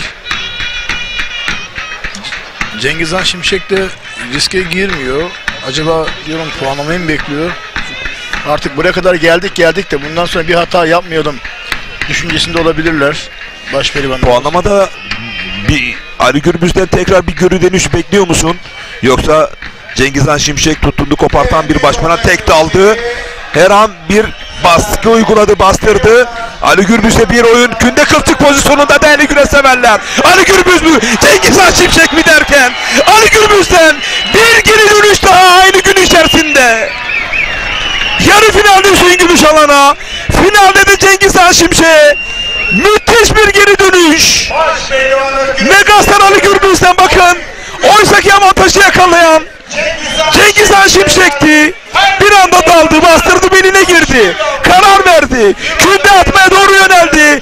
Bir anda kasnaktan kılçı yetiştirdi adeta havada. Ali Gürbüz bir iç çangal. Net bir galibiyetle megastar Ali Gürbüz Fethi Karaçoğlu Meydanı'nda zirveye adeta tırnaklarıyla, pençeleriyle, geri dönüşleriyle zirvedeki yerini aldı. Altın kemeri birazdan boynuna takacak Ali Gürbüz. Evet dedim zaten, riski olacak dedim ve bu riski Cengiz Han Şimşek yaptı ve bu riski de değerlendirdi Ali Gürbüz. Çok güzel, çok güzel bir kılçık. Vay vay vay. Haftaya neler olacak neler. CV Enerji Türkiye Alı Güreş Ligi'nin ilk etabında Antalya Manavgat'ta, hayal bile edemiyorum inanın. Evet, büyük ortada madalya seremonisi. Neler olacak neler. CV Enerji Türkiye Alı Güreş Ligi'nin ilk etabında. Evet, büyük ortada. Antalya Manavgat'ta. Üçüncü. Ben Ali Gürbüz'den bir geri dönüş daha olur mu derken hakikaten sanki beni duyar gibi. Aynı zamanda evet Recep Tosun. Kılçıyı havada yetiştirdi adeta. Bakın avantajlı pozisyondaydı. Kocakaya pehlivanı Ömer Faruk. Bu sefer Recep Tosun tek daldı ve oyunu Ankara Büyükşehir Belediye Başkanı. yani tam benim istediğim gibi olmadı yani. Hani Cengiz Han Şimşek ne yapıyordu? Kasnağı paça alıp sürüyordu ama bunu yapmadı. Bu sefer tek dalıp blok etmeye çalıştı ve bloke de etti ve ani bir kararla, künde kararı çok erken ve aceleci oldu. Bakın pozisyona. Evet. Çok erken biraz erken aceleci davrandı. Dış kasnaktaydı eli, kazıktaydı, düzeltiyorum. Burada biraz zaman kaybetti. Ayağını da çok iyi takmış. Ayağını çok iyi takmış. Ayağını kurtaramamış. İlk pozisyonda paçayı alıyor. Paçayı aldıktan, kendini sağlam aldıktan sonra Ali Gürbüz ayağı içeri sokuyor. Görüyorsun. Ali Gürbüz bunu çok iyi yapıyor. Ayaklarını çok iyi kullanıyor. Bakın bir önceki pozisyonda Hüseyin Gümüşalan'ın pozisyonunda da aynısı oldu ve ayağını üzerine nasıl attı gördünüz. Ekranı ikiye bölerek tekrar verebiliriz değerli öğretmenim. Çünkü günün son karşılaşmasında Ali Gürbüz bir geri dönüşe daha imza attı. Belediye Başkanımız Doktor Sayın Niyazi Nefi Kara'nın pehlivanı. Yine bugün burada Manisa Akhisar güreş havuz sunmaz eğitimcilikler yönetim kurulu başkanı. Bu arada büyük orta kürsü yapanlar da ekranlarda. Evet. İlker Durmuş birinci, Alparslan Güçlü Fethiye Belediyesi ikinci. Kadir Haklı Isparta'dan mesaj yollamış. Abi hava çok soğuk, ne olur Ali Gürbüz'ü röportajı alma, üşümesin haftaya. Hasta olup güreşemezse biz ne yaparız demiş. Soyadın gibi haklısın Kadir Haklı. %100 haklısın. Şu anda saat 10'a çeyrek var. Değerli güreş severler. Hava da oldukça serinledi, hatta üşüdük. Biz bile üşüdük. Onlar nasıl üşümesin? 18 santigrat derecede.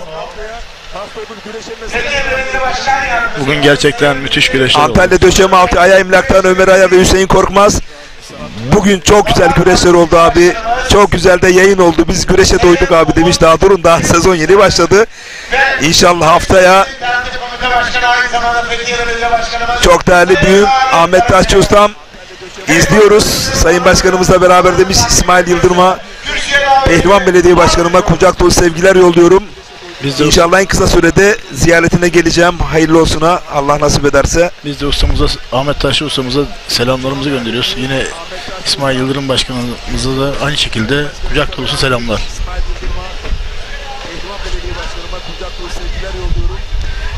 Biliyorsunuz Pehlivan Belediye Başkanımız Sayın İsmail Yıldırım, Kocaeli Büyükşehir Belediye Başkanımız, benim de kurum en üst amirim Tahir Büyükakın'ın siyasi danışmanı olarak göreve başladı. Rabbim mahcup etmesin inşallah. Belediye Başkanımız Sayın Adem Karaca, ikinci pehlivanımız Alparslan Güçlü'nün Herhalde Sayın Fethiye Belediye Başkanımız Alim Karaca bugün çok gururlu ve mutludur. Kesinlikle. Kesinlikle. Ama Isparta'dan Kadir Haklı'nın da mesajı güzeldi. Ne olur Ali Gürbüz'ü röportaj alma, üşümesin haftaya, hasta olur izleyemezsek. O da güzel bir düşünce. Soyadı gibi çok haklı. Değerli Başkanım, Sayın Alim Karaca başta olmak üzere değerli protokole teşekkür ediyor. Pehlivanlarımızın başarılarını devam ediyoruz. Baş pehlivanlarımız. Korkut Eli'den İsmet değerli kardeşimi yayınlar diliyor. Teşekkür ederiz. Biz teşekkür ederiz. Haydin aslanlar.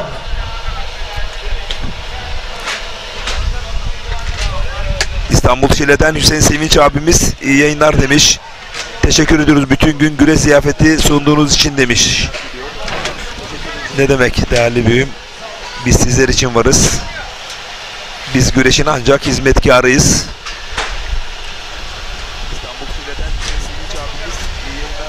Evet baş pehlivanlarımız. Baş pehlivanlar Koç İlker. Baş pehlivan üçüncüsü.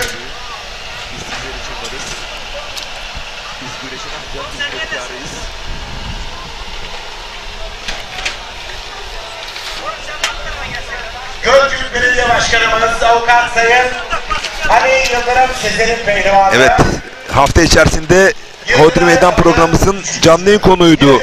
Yıldıray Akın abi söz veriyorum demişti. Fethiye Karaçular Meydanı'nda her şeyimi ortaya koyacağım. Bugün üçüncülükte podyumdaki yerini aldı. Onun adına çok sevindik çünkü Türk güreşi kazanıyor. 2 yıldır sakatlıklarla boğuştu. Şimdi tekrar podyumlara, yarı finalleri koklamaya başladı. İleriki haftalarda finaller, altın kemerler Yıldıray özelinde mutlaka gelecektir. Hüseyin Gümüşoğlan'a da kaybedeni olmayan bir karşılaşma ortaya koydu. Geçmiş olsun zaten. Kış sezonunda yaşamış olduğu bir şanssızlık vardı. Bunları atacak üzerinden Türkiye Adı Güreş'in Koca Yusuf'u Cengiz Han Şimşek zaten görüyorsunuz maşallahı var bu yıl. Geçen yılın 2-3 katı. Evet, Cengiz Han Şimşek'i bugün gerçekten çok iyi gördüm Recep Tosun. Yıldıray Akın, dediğim gibi Yıldıray Akın da bugün çok iyiydi. Ali geri döndü. Hüseyin Gümüşoğlan biraz eksiği var. Onu da tamamladığında düşünebiliyor musun? Neler olacak neler? Bence Manavgat güreşi daha bir hazır şekilde gelecekler diye düşünüyorum. Daha çetin bir mücadele olacak. Hata yapanlar bu sefer hata yapmayacak Recep Tosun. Evet. Kesinlikle buradan söyleyebiliriz yani. Antalya'da faaliyet gösteren Gönül İnşaatlar Yönetim. Ama burada bugün yeni yıldızlar doğdu.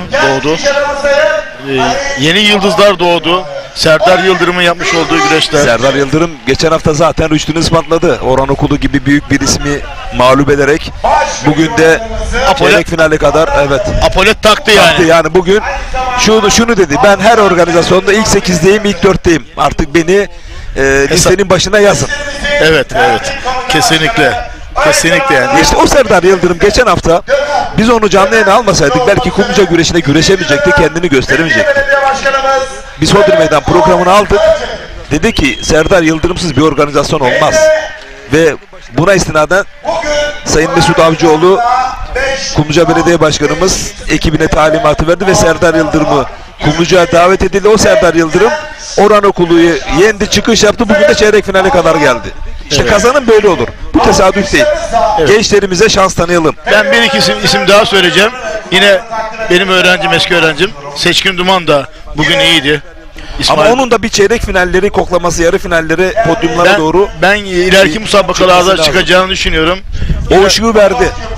Evet, o ışığı verdi. O ışığı verdi. Bugün... Sanırım 2-3 hafta sonra bir yerde podyuma çıkarsa şaşırmam.